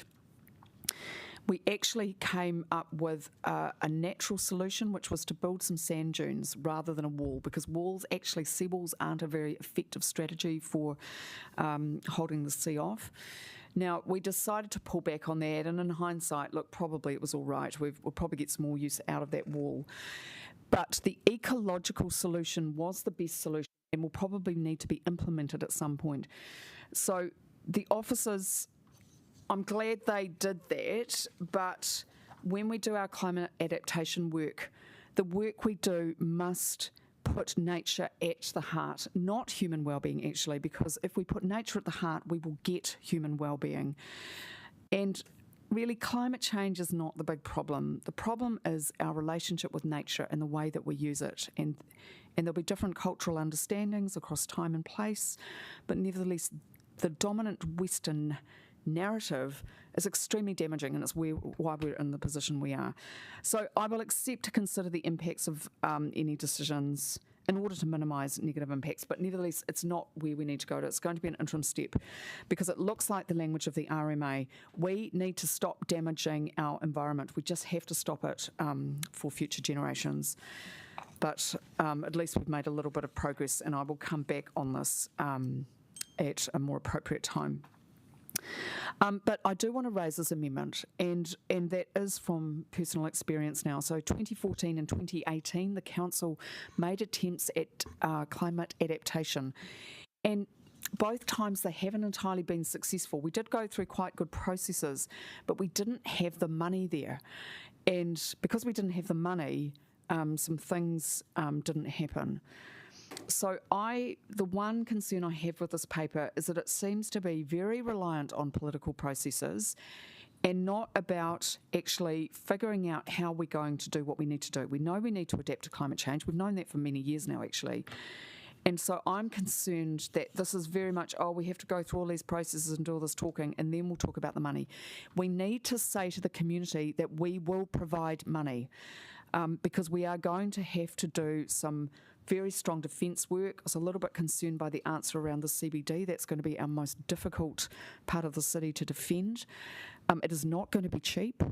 And so coming into a very, very big, complex, demanding, frightening process without saying, but we will back you, we will come up with this money, is for me really critical. So from my point of view, from my experience in local government, it's absolutely appropriate just for one committee to make another recommendation to another committee to say, look, we will give this high priority when we come to do our long-term plan, which is the big budget, to make sure that we fund this work. Because the consequences of not doing so are truly terrifying. What central government does or doesn't do, to me, is a little bit irrelevant. We're going to have to do the work irrespective.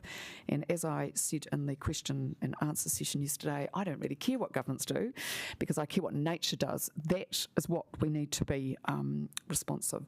So I hope it's a relatively small amendment, but I just ask for the support because it is important that when we go and talk to communities, we're saying we will fund, and it's going to be expensive. Last point, Councillor Chung, you'll be surprised maybe to know that I do have a certain level of sympathy for your arguments around cost. I come from the stingiest people on earth. The Scottish Presbyterians are the stingiest people on the planet. And to you, it may look like we're spending a lot of money, but what we're trying to do, and this will come into the next paper, we're trying to invest so that we don't need to spend so much money. A good environmental life means low cost. It does not mean lots of consumption and lots of expenditure. So I just hope that by starting to think about how we're going to pay, Councillor Free, your question yesterday was very important. We do need to start people thinking about who's going to pay and how, so that we just come in right from the beginning to say we're going to talk about the funding and we're going to back you because we know you're scared. Kia ora. And your seconder is Deputy Mayor Foon. Did you want to speak now, Deputy Mayor, or...? Cool. So now, if you'd like to ask a question about this amendment that's on your screen in front of you, now is your opportunity. Councillor Wineta. Kia ora. So can I just clarify the use of the word other in this amendment? The other parts as opposed to which parts? 4 to 6. Yeah, because the paper sets out a funding for 1 to 3, so... Cool.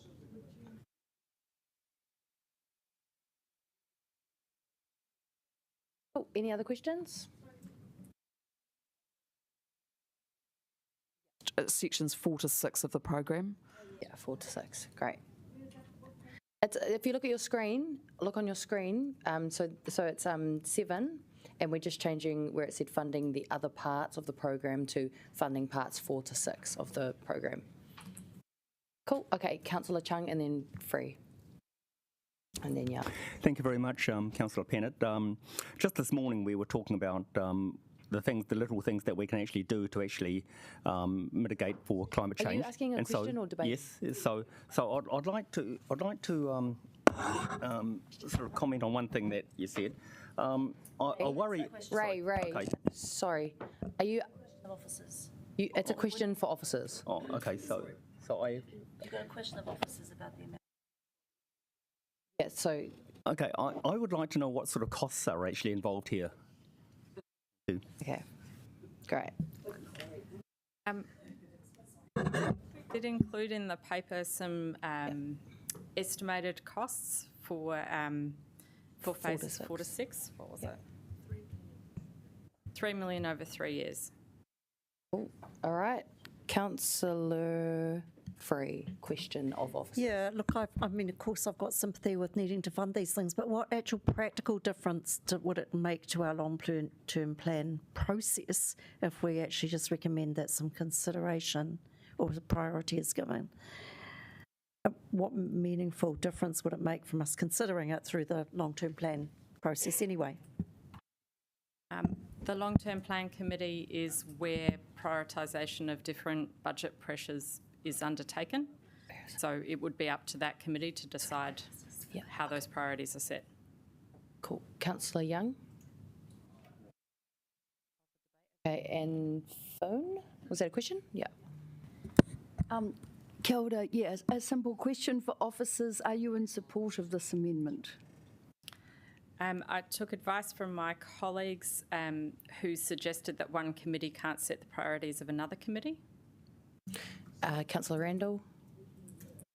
Cool, great. Okay, so now we are going to debate this amendment. Okay, so Councillor Matthews. Very briefly, I'd like to congratulate you, Councillor Pennant, on your newfound minimalism with these. Long may it continue. However, I would like to somewhat scold you about internalising these English coloniser views about Scottish parsimony. And I guess I just want to assure any hardy folks that are listening that I feel that this is already emerging as a very strong priority for the LTP. And I think it's one that all councillors will support. And so I will find it very easy to support this amendment. Kia ora. Councillor Young. So just very briefly, you know, two of the scariest words in the English language are unlimited liability. Because someone who has a background in the Lloyd's market, so I'm always very wary of and the other thing is, I'd just like to say the Scots have a history of very bloody battles between them. And I'm thinking of Glencoe, Culloden, and I'd just like to point out that my great-grandfather was a Church of Scotland minister, the Wee Frees, the strictest of all the Presbyterians. And I'm not a snowflake, but I don't think we should be casting aspersions on the characteristics of people with Scottish ancestry. Councillor Young. Councillor Chung. Thanks very much, Councillor Pennant. We are in debate now. Thank you. I actually... I actually took no offence to that, and I'm quite proud to be the stingiest person on council. What worries, a lot of things have worried me this week, and as I mentioned this morning, I'm totally in support of you talking about these environmental issues, and we discussed lots of ideas on what we can actually do in our own areas, and so what we can actually do on council as well. So absolutely behind these. But the words that come up that really scare me is come up with the money, because I've been very worried this week about since I found out about the Standard & Poor's has put Wellington City Council on the credit on a negative watch list because we're just spending far too much money. I just don't. I think that we need to cut back on our spending, but where should we actually cut back on it? You know, what are the things that we should cut back on? But I feel that we shouldn't be approving things, new expenditure, unless we actually take something out of the budget. This long-term plan is probably the scariest thing I've ever had. That I've needed to look at, and so I worry about this constantly. So I'm worrying about where our money is coming from. I'm worried about the city going bankrupt. All of these things are concerning me. So I don't want to vote for anything that requires additional expenditure. So, Councillor Panovich. Thanks. I'm just debating about this negative credit watch that we seem to be hearing about, but that'll be another discussion. So yeah, just to bring it right back to what we're talking about here with the climate adaptation community engagement, we have done one already, and I think you know what I'm talking about. It is a great tourist attraction of the south, being Macra Beach. So we went through a full engagement process with iwi included and residents and a whole bunch of other people and came out with a fantastic plan. But what happened? The $500,000 it cost was never in any plan. Wasn't in the long-term plan, wasn't an annual plan, wasn't anywhere. So on that basis, I am more than in support of Councillor Pennant's amendment, and we'll be voting for it.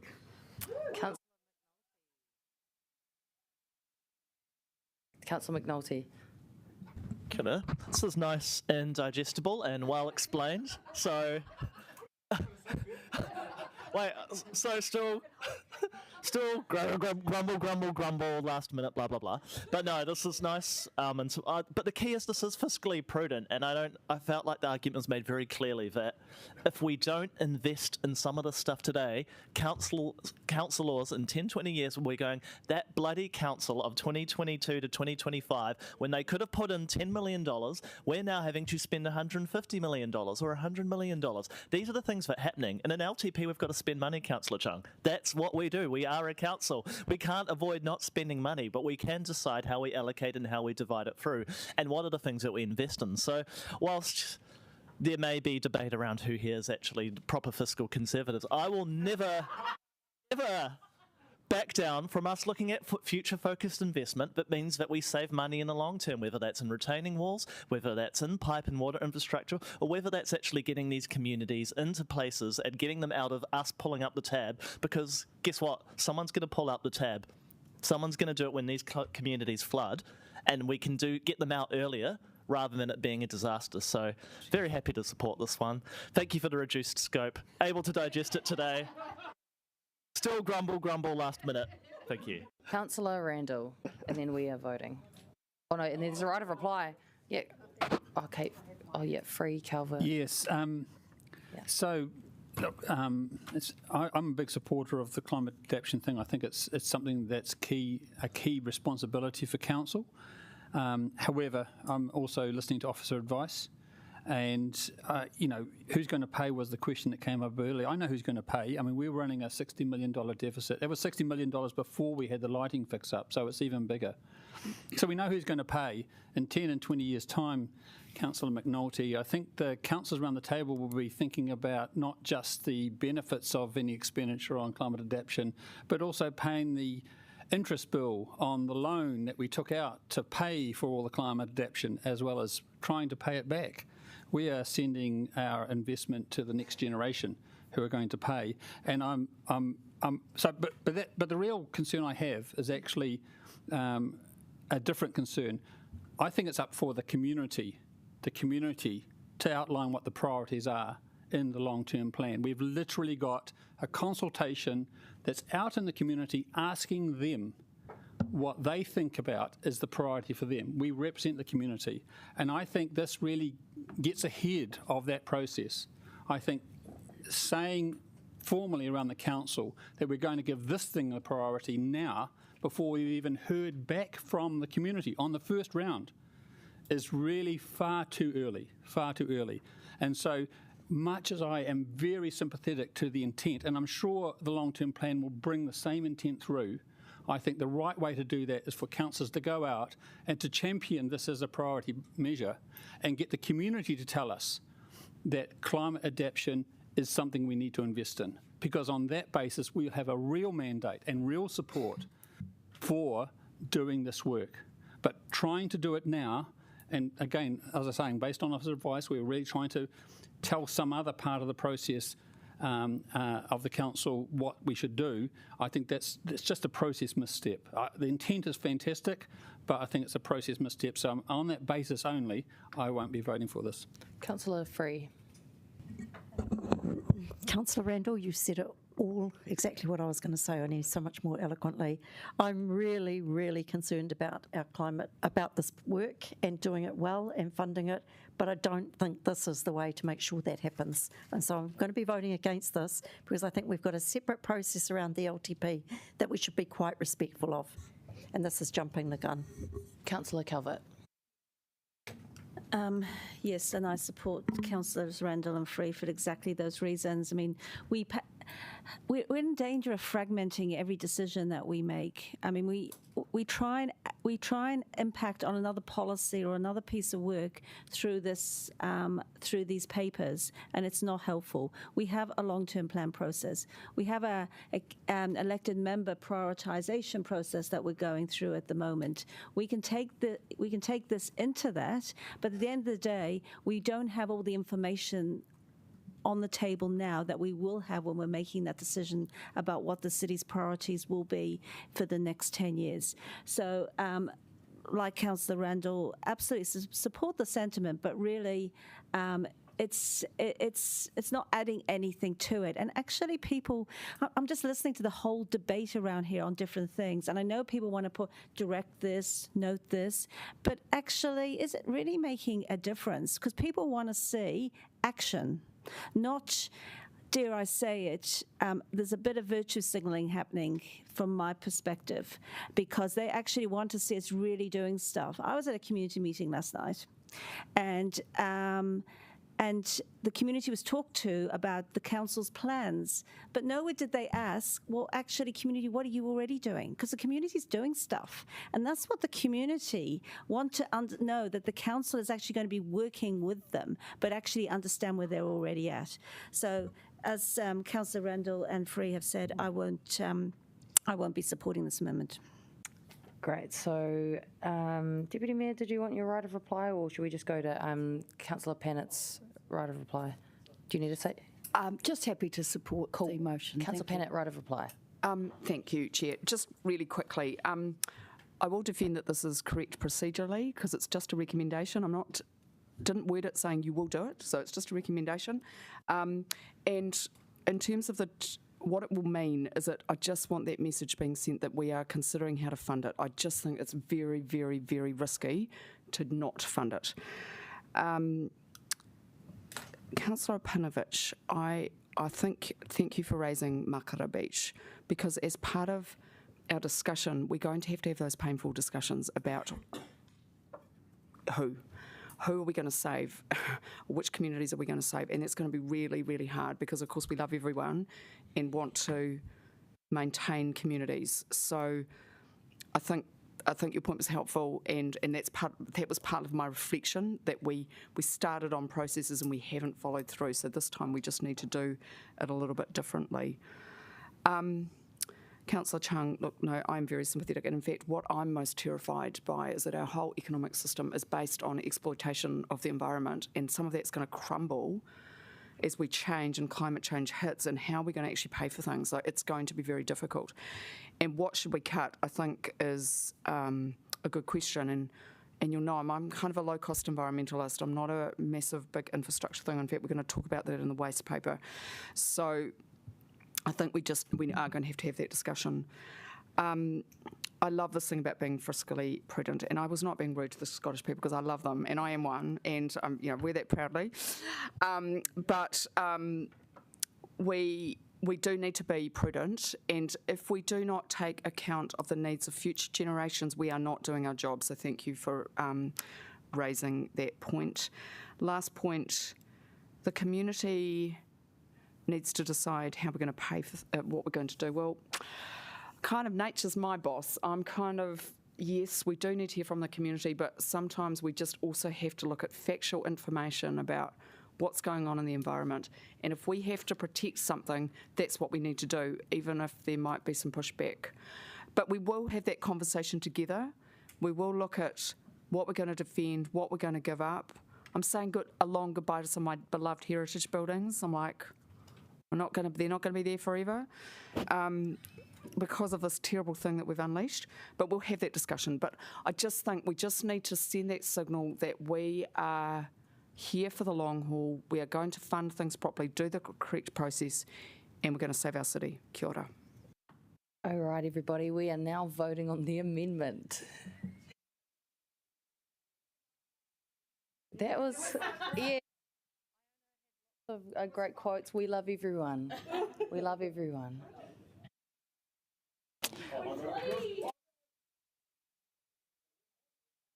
Change your vote. You can change it, yeah.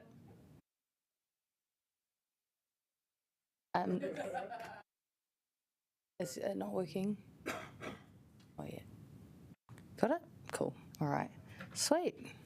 Did you want a division, Councillor Pannett? No. Okay, great. Okay, now we're moving back to the substantive. Does anybody want to call Deputy Mayor Foon? Hey, kia ora. I would really like to thank our officers for this mahi. I really can't tell you actually how relieved I am that it is here and that we are on this road, this journey. And I do recall that on the 15th of April 2020, as a new councillor, early mid-morning while we were in lockdown, huge swells that we were totally unaware of started rolling into Ōwhiro Bay. There was evacuation, huge swells decimated homes and basements and the beach, and actually it was life-threatening. And there was not a process in place to even warn the community. So thankfully, we've come a long way since then.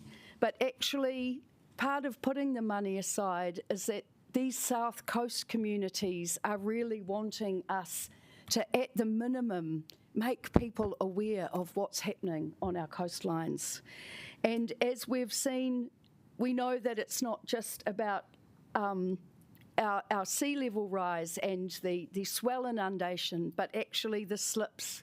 We know too that some of the stories we've started to hear could be quite fatal if a whole tons of soil come sliding down a bank and land on one of your bedrooms.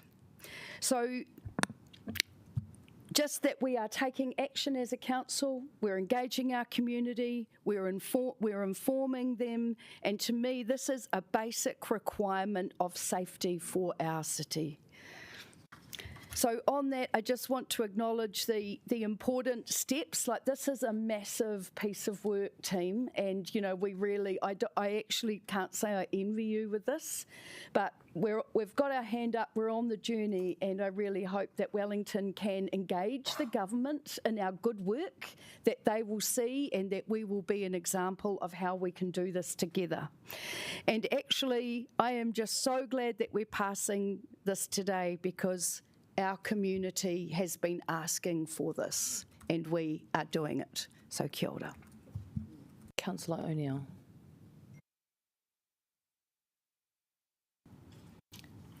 We know that taking climate action and strong adaptation plans protect our natural environment and our tangata, our people. To quote Tūpiki Ora, the vitality of the environment provides the sustenance and nourishment to grow and develop thriving whānau. This creates whānau who are strong, empowered and connected, and all of these things contribute to the well-being and are interdependent. Fittingly, I was speaking at a symposium on Friday about nature-based urban climate adaptations and well-being. Two of the strongest things that came up were tino rangatiratanga and the adaptation plans.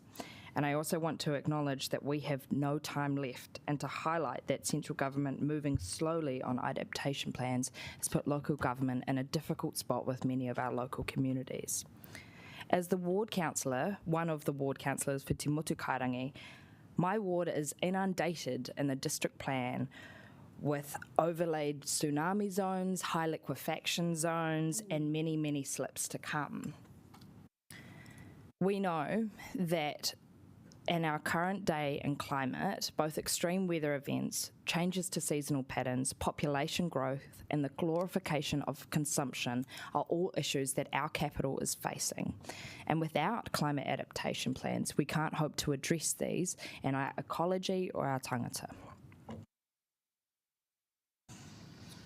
I would like to just thank all of those that have spoke today. I've reserved my rights on any of the amendments, but I think that each of them are really important to highlight, and to leave you with a whakatauki that I quite like. Whatu nā rongaro te tangata toitu te whenua. As man disappears from sight, the land remains. Councillor McNulty. Kia ora. Thank you, officers, for the work here. I do just want to talk about, we'll all have stories in our ward of areas at high risk, but this is one for the Takapu ward. So there are approximately 450 properties that border the Porirua stream and other catchments in Tawa. If you want to put some economics on that, if each property was worth $500,000 and wiped out, you're looking at $225 million. If you go with 1 million, you're looking at $450 million. So the scope for this dwarfs many other areas of the city if we have to look at managed retreat. We have one dam in Stebbings Valley that holds water in a massive rain event up in Churton Park. If that dam was to give up due to catastrophic climate conditions, we would be looking in the price range I've just talked about. Nearly every property along that catchment would be affected. We have a 1 in 100 year scheme in by Tawa School that Wellington Water installed off the back of some floods in 2016. It's built for a 1 in 100 year flooding event. It's already been challenged. It's been taken to capacity in 2019. That was built in 2016. And conversely, while we've done this, we've actually zoned Tawas for some of the most intensification of any area in the district plan. So you can see that these areas do feel somewhat at conflict with each other. So what this means is we need to do this work. This work is fiscally prudent to do. This work is absolutely vital.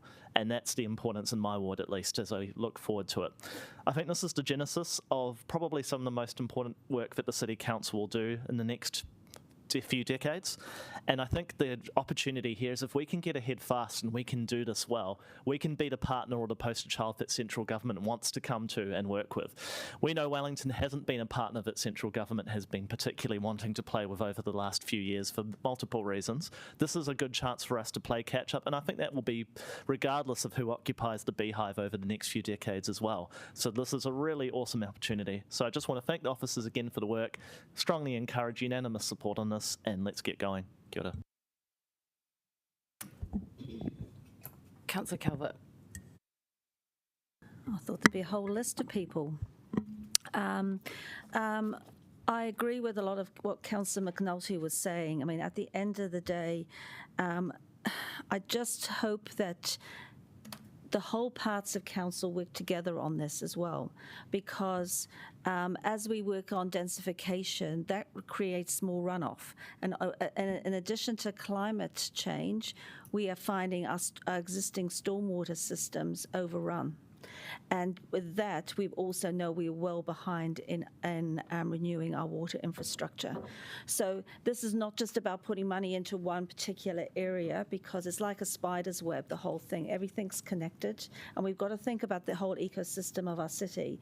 But we've actually got to make sure that we deliver on stuff and not just have some nice plans with some nice pictures, because you know, as Councillor Panis said, we've been talking about this for years, basically, and actually, how well are we actually delivering? And that's when we get presentations to us. How well are we delivering? We need to be asking those questions, because if we're not delivering as we've expected, we need to say, what do we need to change? We also need to listen to the community. We can't, as I said, we come out with some lovely diagrams and lovely pictures, but actually the community themselves are actually doing stuff now. But actually, and also they're raising these issues that they're facing in terms of adaptation, but at times we are not listening, because it's another part of council. So this is important work, but we've also got to make sure that we are actually delivering on it, because that's the only way government will want to see us as a trusted partner, is actually when we start delivering and not just talking about something that doesn't bring the community along with us. So I won't be voting for all of the everything in here. I'm probably against some of the amendments, so I would like to be 2D, 6 and 7 to be taken separately, please. Okay. Councillor Free. Not too much to say, except I'm really grateful for this work. It's really needed in my ward. We're a ward with not only sea level rise risks, but slips. And I saw that last winter where some of our walkways were cut off. You know, we had quite major slips. Fronts of people's properties slipped down onto the street. It really was quite dire. I probably will still maintain my stance that this isn't the appropriate place to instruct the LTP, so I'll continue to vote against that, but I'm happy to vote for everything else. One of the things I think is that point that has been made quite well by Councillor Calvert is we need a lot more joined up thinking on this issue. So for me, slips, we're losing 40% of our water. The real question is, where's that water going?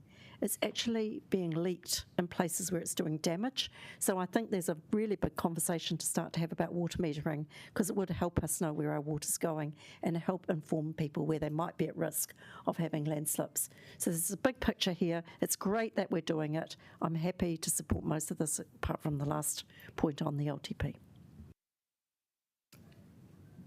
Now I'm going to pass it to Councillor Abdurrahman to respond or right of reply.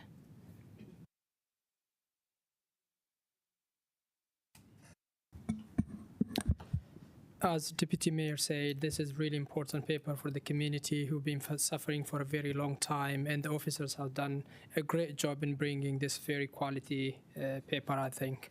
And now for us is how we're going to support the community on the ground. This is a very little that we do. When it comes to adaptation, we need to have a roadmap. This is like a strategy, how we are going to address those issues. It is about identifying the community we want to engage with. It's not only the coastal communities, the youth, the marginalized, all of them, they got to share in this and how they're going to address it, the whole issue. It's also engaging with those who are working organizations who've been expert in these areas. If you go to the Ofiro Bay community, you'll be surprised how some of them are really, really well versed. They know what they need. They are just supporting actually officers in addressing these issues. And it's also a big issue, as Councillor McNulty said, for families who are in a lot of they don't know where to go unless we are just having some guidances how we're going to support this. It's not only them, it's the whole city. Actually, it's not only the whole city, it's the government as well as a country. It's also, this is something that's coming to the whole world. And in saying that, officers has done this great job, and we need to be endorsing for them to go out, and especially doing in the first phase, the 3 phases, 1, 2, 3, they need to be done it by next year, June, which is very important. There is a funding that is associated to it. We need to use that funding. They are not even asking for more of the funding for some people who really, really want to save money. So I think nothing much to be worried there. I think the money is already for the first phase, which is 1, 2, 3. And from there on, I'm also excited. It's going to be climate adaptation panel is going to be established, and the community going to have a share. And engineers, people who really, really have expertise in this area, are going to come and contributing. For us, we're just making that possible for them to make those decisions. We are not engineers, we are not road workers, but those who got a capability, they are going to be part of this, and we are making this to be easier for them. And I think there is something that we all unite and in support of it. The only thing that I do understand is when it comes to the amendment that I supported, even though I supported from Councillor Panet, hopefully we will learn how in the future we can address some of those issues. From mandate perspective, I do believe that as well. We don't have a mandate to instruct any other committees under this, and it's not also a good way of doing the business. But in general, I do support it, and I really encourage all of you to support this paper. Thank you so much. Cool. Okay, so we're going to take these separately. So get ready to vote. So the first is to receive the information.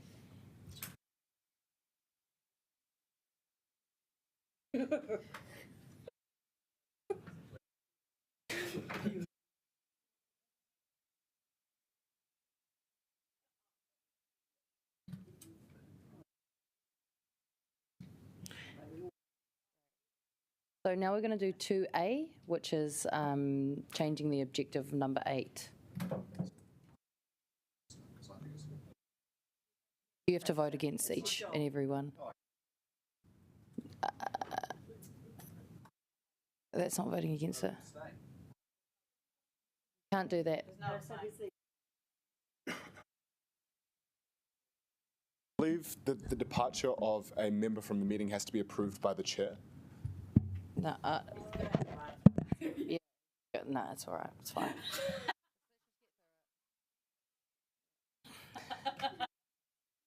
Drama about it.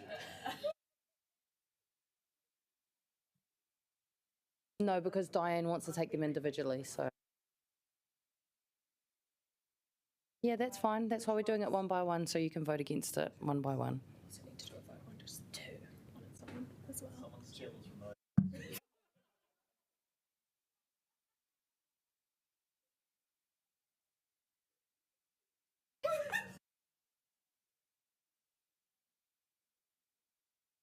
It out.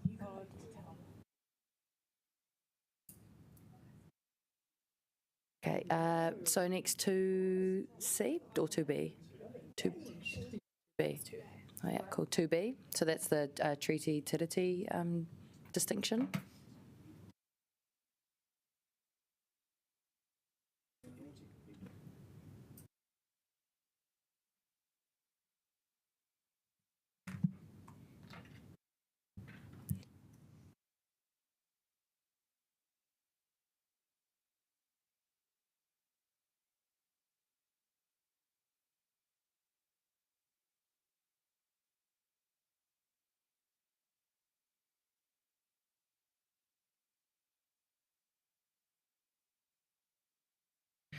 All right, next we've got 2C. Can we take 2C and 2D together? No, okay, 2C.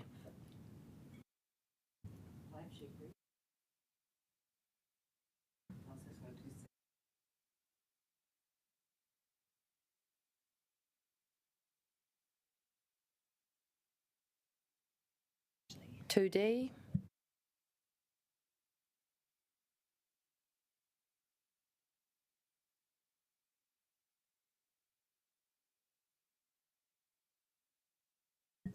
And then 2.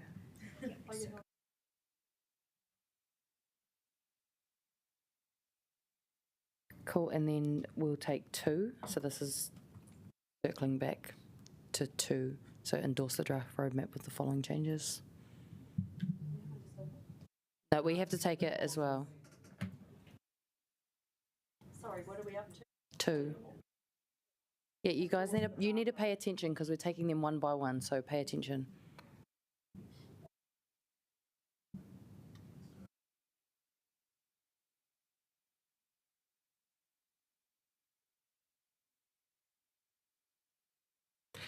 All right, and then we've got 3. 3, 4, 5 together. Oh no, but I'm okay with 3, 4, 5. Great.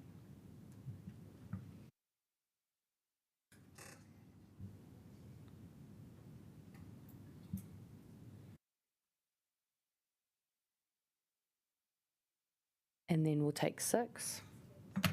So this is the Rangatiratanga Councillor Winera amendment.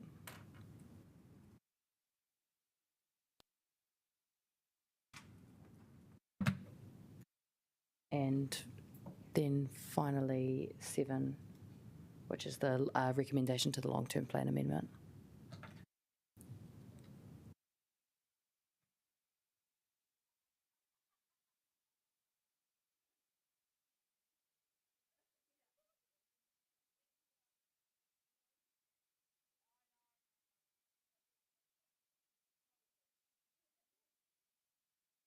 Awesome. That is all carried. Thank you so much, Alison and Jamuna, for your patience, endurance. Thank you. Okay, so next we do have the zero waste strategy. Do we want to do it now or do you want to take a break? Okay, how about a 5-minute break? 5 minute? 5. Okay. See you in 5 minutes at 25 past.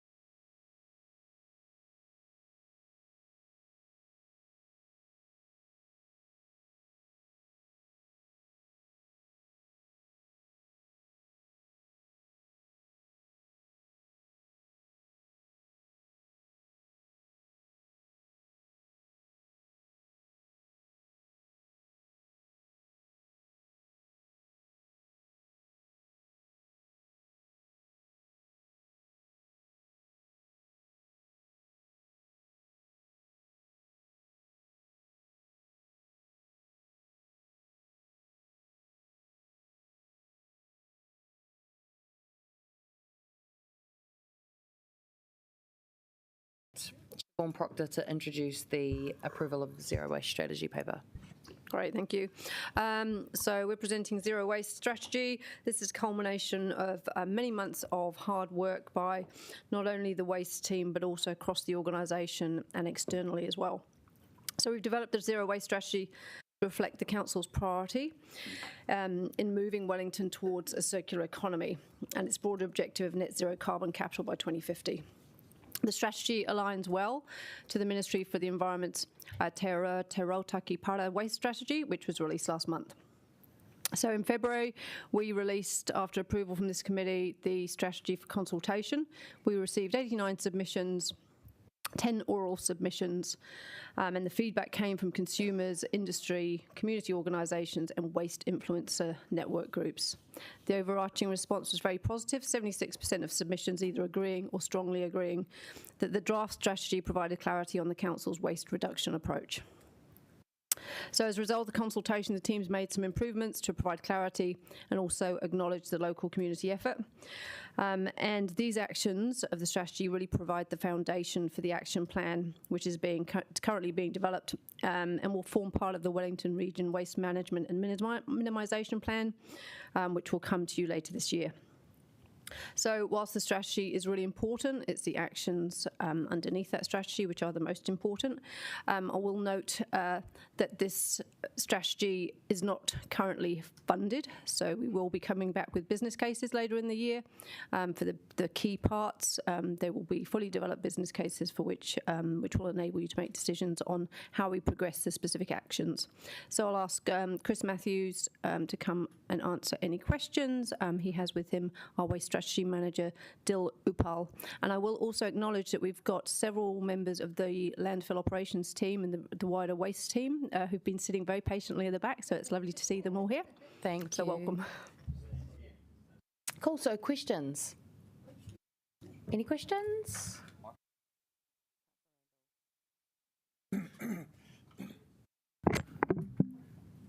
Thank you. In terms of your current understanding, have you got any cost estimates for what the zero waste strategy is going to cost us in the next few years? Can you hear me? Yep, checking. The business cases are going to be coming in September. There's a reason for that, is because what we need to do is work. There are too many variables at the moment to give you an accurate cost. If I was, I'd just be pulling a number out of my backside, I'm afraid. But what we need to work through is what type of material, let's think about organics, what type of material are we going to collect? Are we collecting food scraps and or grass? Oh, sorry, yeah. Grass materials, and then from there you need to work out what type of, who will we servicing? Are we just servicing existing places or properties that currently have services, or are we also talking about servicing multi-unit dwellings in the city? From there, once you understand that, you need to start thinking about how we're going to process. So what processing technology are we going to use? Then you need to think about, is that processing technology going to be regionally shared? So are we going to be splitting the costs across the different councils, or are we going to be going alone? And then on top of that, you need to think about, are we going to be receiving MFE funding? And if so, are we getting 50 to 75%?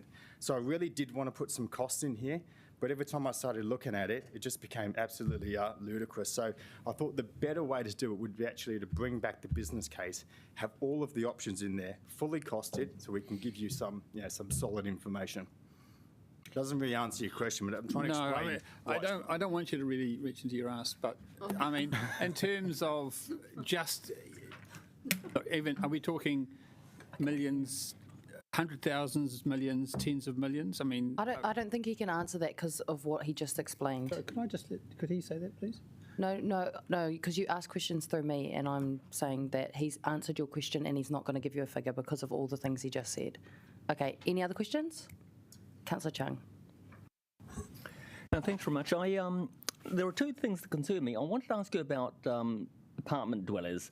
Now, is there a plan to actually to help apartment dwellers actually recycle their goods and to look after, all their waste? I mean, I'm concerned that we're addressing issues towards house owners, but we're getting so many new apartment buildings there now. Though, what are we doing about those? So the curbside business case will include apartment owners. So what we're looking at is what are the services we currently provide to people that can currently receive the services, and then for the apartment owners, there is also a section in there that will have options on how we can service these people as well. So it's definitely going to be included. Great, thank you. Councillor Calvert. I've been on council for over 6 years, and believe it or not, but I've been hearing these type of conversations for 6 years, in terms like especially around organics collection and that sort of thing. Why will this plan be different in enabling us to deliver? Okay, well, I wasn't here 6 years ago. I've been here for 1 year, and what I can tell you is that the business cases will provide the platform, and I think what's changed in the last 6 years is you've had a strong focus from MFE. Now, if you look at the latest MFE strategy, what they're trying to get legislated, which is going to come before Parliament before the end of this year, is it's going to be mandated anyway. So by 2027, if you're within 150 kilometres, or 2030 if you're not, food scraps are going to have to be taken out of the waste system anyway. So I think that's the change you're seeing.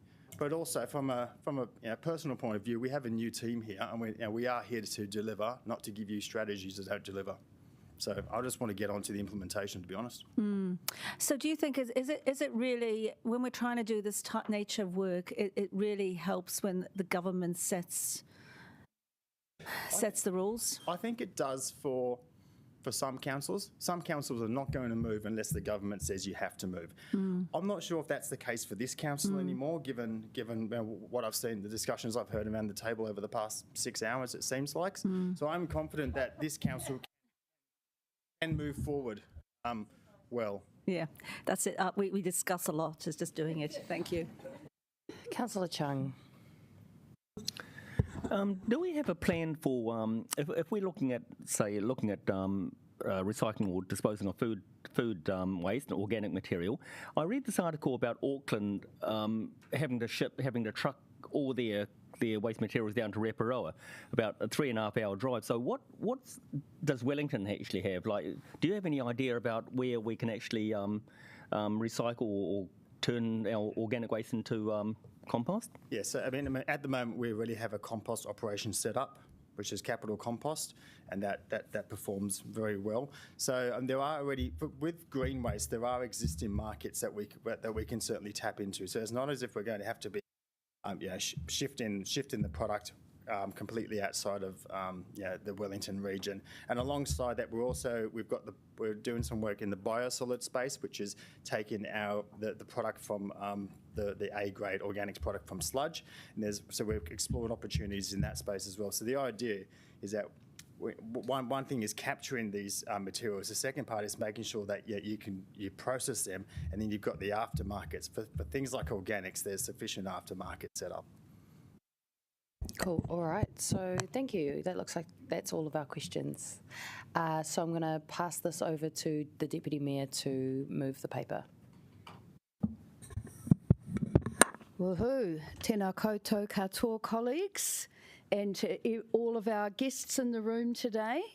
And I know that everyone is super excited about your favourite topic, waste, and that we are all here with guns blazing, or maybe that's not the right term, organic buckets ready to go as we pass here ana mata parakore mō pōneke, a zero waste strategy for Wellington. And as we've heard today, that the strategy is really important because it's about reducing our emissions, which actually are about 86% of council's emissions, 8% of our cities, and also by reducing the need for landfills, we are looking after our environment and the biodiversity surrounding it. And also the strategy aims to take New Zealanders away from being the third most wasteful in the OECD and actually help Wellington to become a leader in resource recovery.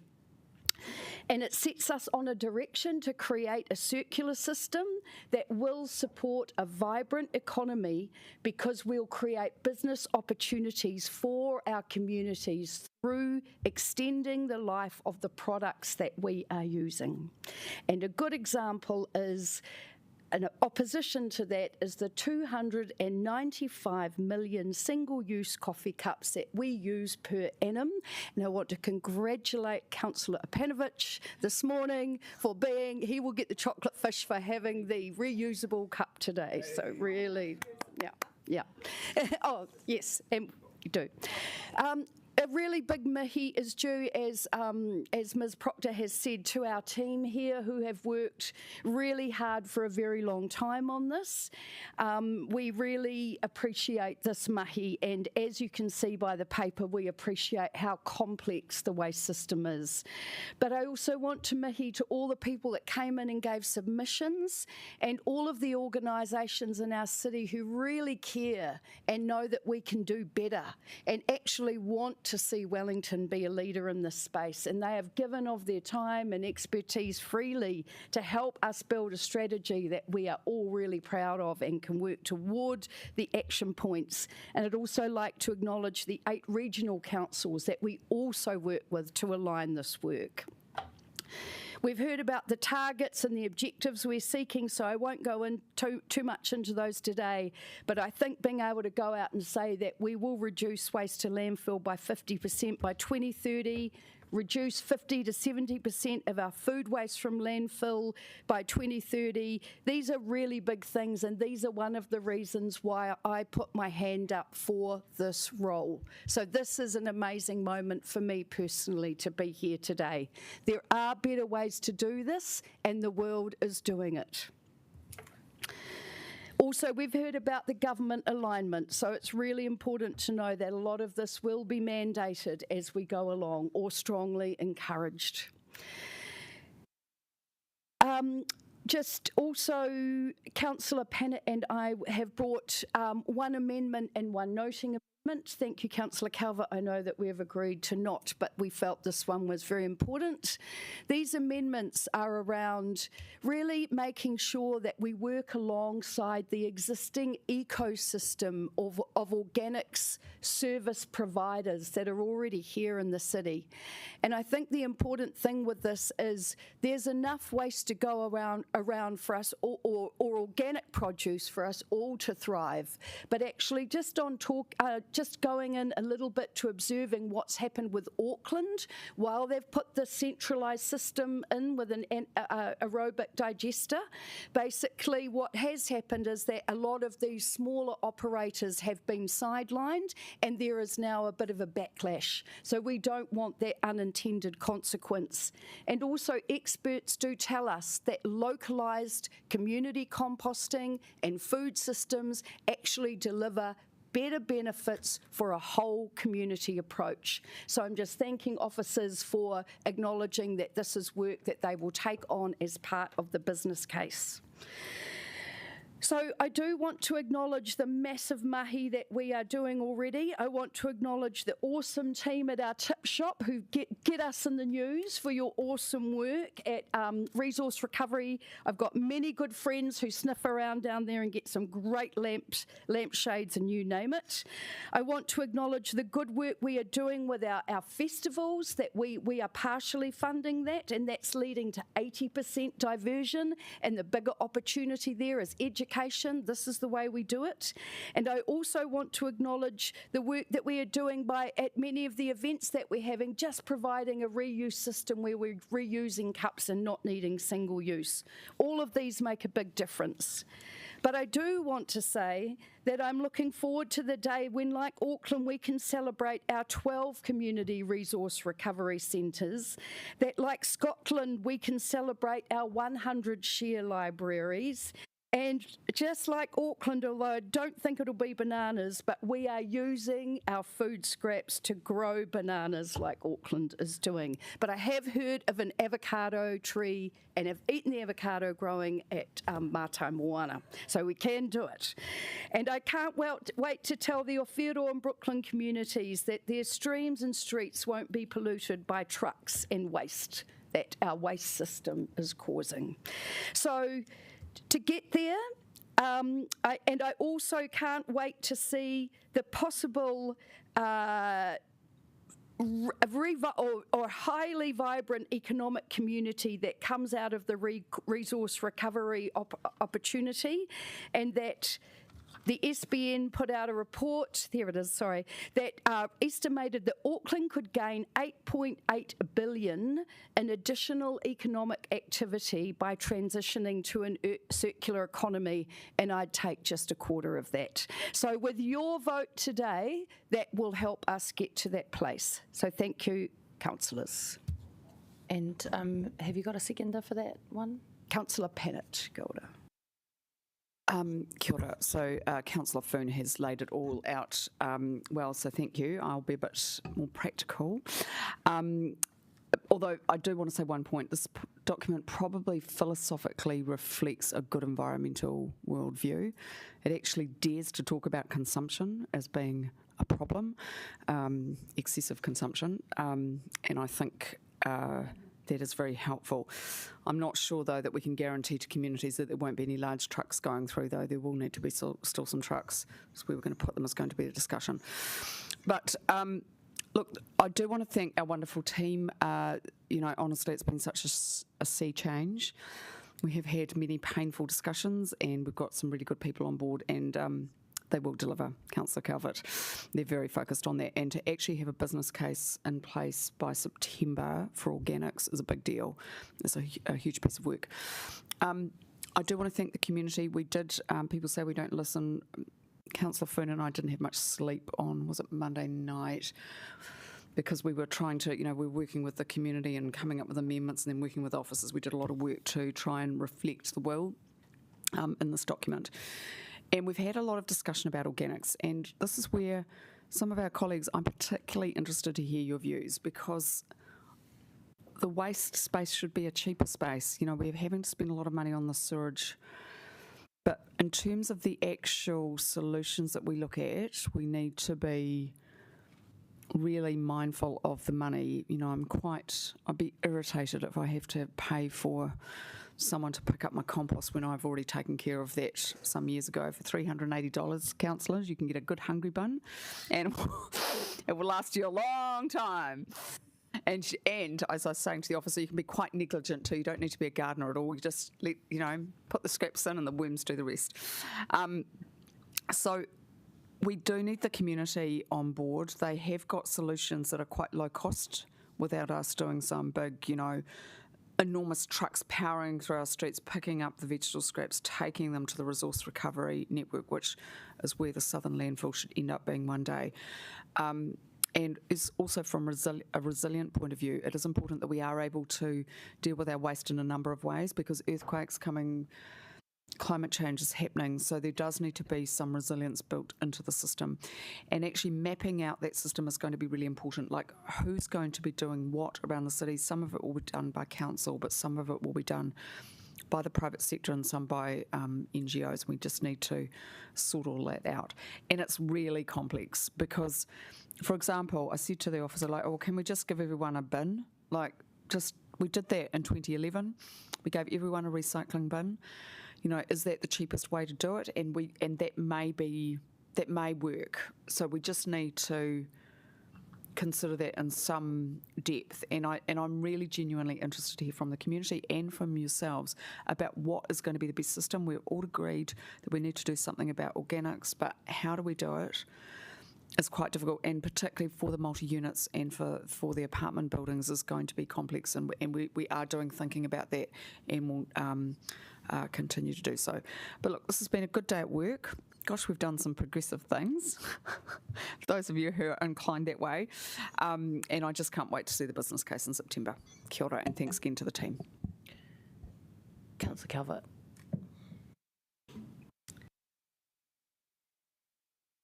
Okay, let's keep it brief.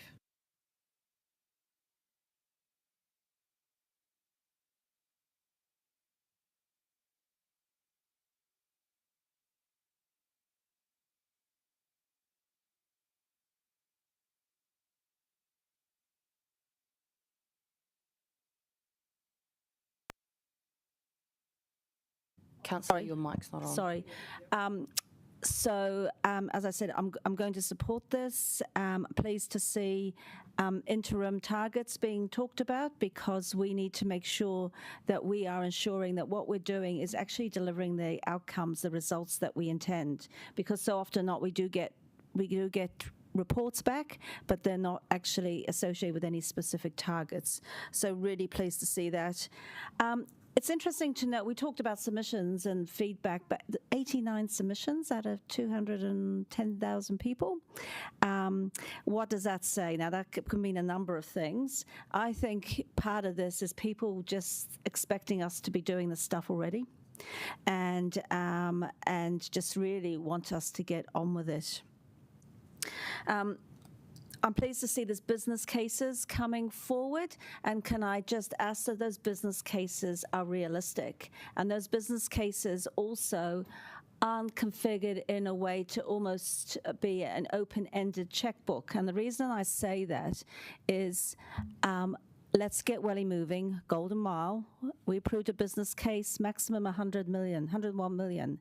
Now we're going out for consultation on traffic resolutions as if we're going to build, and we don't know what the cost is going to be. We know it's going to be a lot higher. So whatever we do, and our business cases must be realistic, pragmatic, and knowing that we can deliver what we want to do within those parameters. Otherwise, it needs to come back for another go. But people want us to deliver, and I think we've been talking about this, as I said, for about 6 years. There must be enough stuff written already that we can get on and get stuff done. Thank you. Councillor Chung. Thank you very much. I'm a very, very strong supporter of recycling and not wasting anything. I've had various discussions about when I walk around the neighbourhood and I see people putting recyclable items into their rubbish, and it really frustrates me.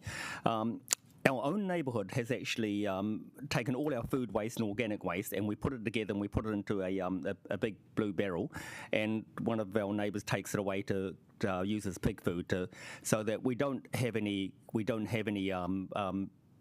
organic food that actually goes into the rubbish bags at all. So, and our own sort of household, I believe that we should be taking more responsibility individually to actually look at our own waste. For our family, we have one rubbish bag every 2 to 3 months, and so it is possible to actually do it. And I would like to see the council encourage personal responsibility to our ratepayers, rather than bringing out a policy that's going to be expensive to ratepayers again to actually fulfil. I realise that we were talking about apartment buildings. That worries me a lot, that a lot of those people in apartments, they find it so much easier to just put all their things into a rubbish bag. So I'm very keen to actually see the business case and to progress forward on this. But I'm definitely going to support this. Thank you. Councillor McNulty. Kia ora, quickly, because I've spoken enough today. I just want to commend Chris and his team for the work. I want to talk about some practical things that have happened before the strategy's gone into place, but having this strategy in Genesis has happened, because we talk about the high-level stuff, but on the ground. So a business in Newlands, she takes old airbeds and pulls and turns them into bags, being able to connect her with the tip shop as a collection point instead of her having to drive all around Wellington to get things. That's a win. The bid in Tawa has done a extensive survey with their members asking about commercial waste, what they struggle to get rid of, what they have. That data has gone right into Chris's team and is being shared through. Another really good win. And I'm really excited about what might happen at a future council site in Tawa, but I can leave it at there in terms for now. But there's really good work that this strategy, before it's even adopted, is already spurring on through that team. So it's bloody awesome stuff, and this is to be commended. Councillor Free. Councillor O'Neill? Oh, sorry. Point of order. I just wanted to move a procedural motion, given that we've had 2 speakers in favour and 2 against. Cool. Yep, so we can do that. I think it's 3 speakers in favour in a row. So we can put the vote. My apologies, I don't have standing orders in front of me. No, that's all right. That's a good suggestion. Is anyone against that? Should we could just go to the right of reply? Okay, all right. 75%? Will we have to have? Sorry, I'll look it up now. I think it's 75. Yeah, I think it's 75.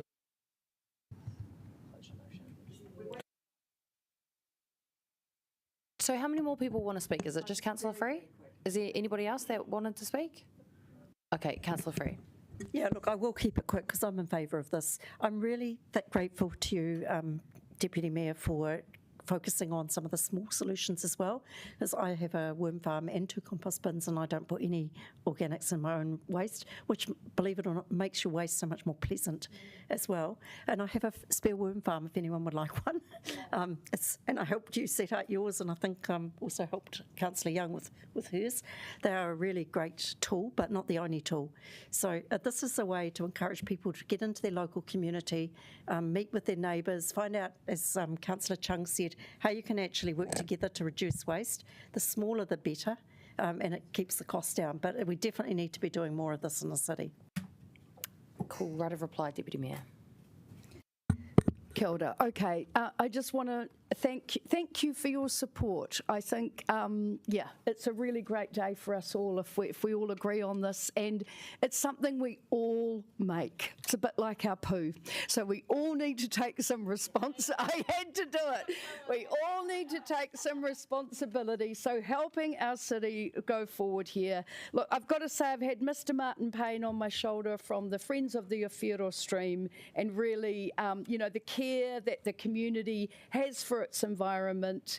That's really what this is about, that we can do so much better. So I just want to thank our team for the mahi and for putting up with our very interrogating conversations. You're really awesome, and it's just great to see you all here together today to support this work as well. So yeah, I really hope that I can rely on all of you for a green thing. So I'll let the chair say let's G. All right, everyone. We're going to be very green. Okay, here we go. Okay, we're going to vote for all of these together? Yeah. Cool. Awesome, 1 to 10? Yes, we do. Yeah. We're almost there.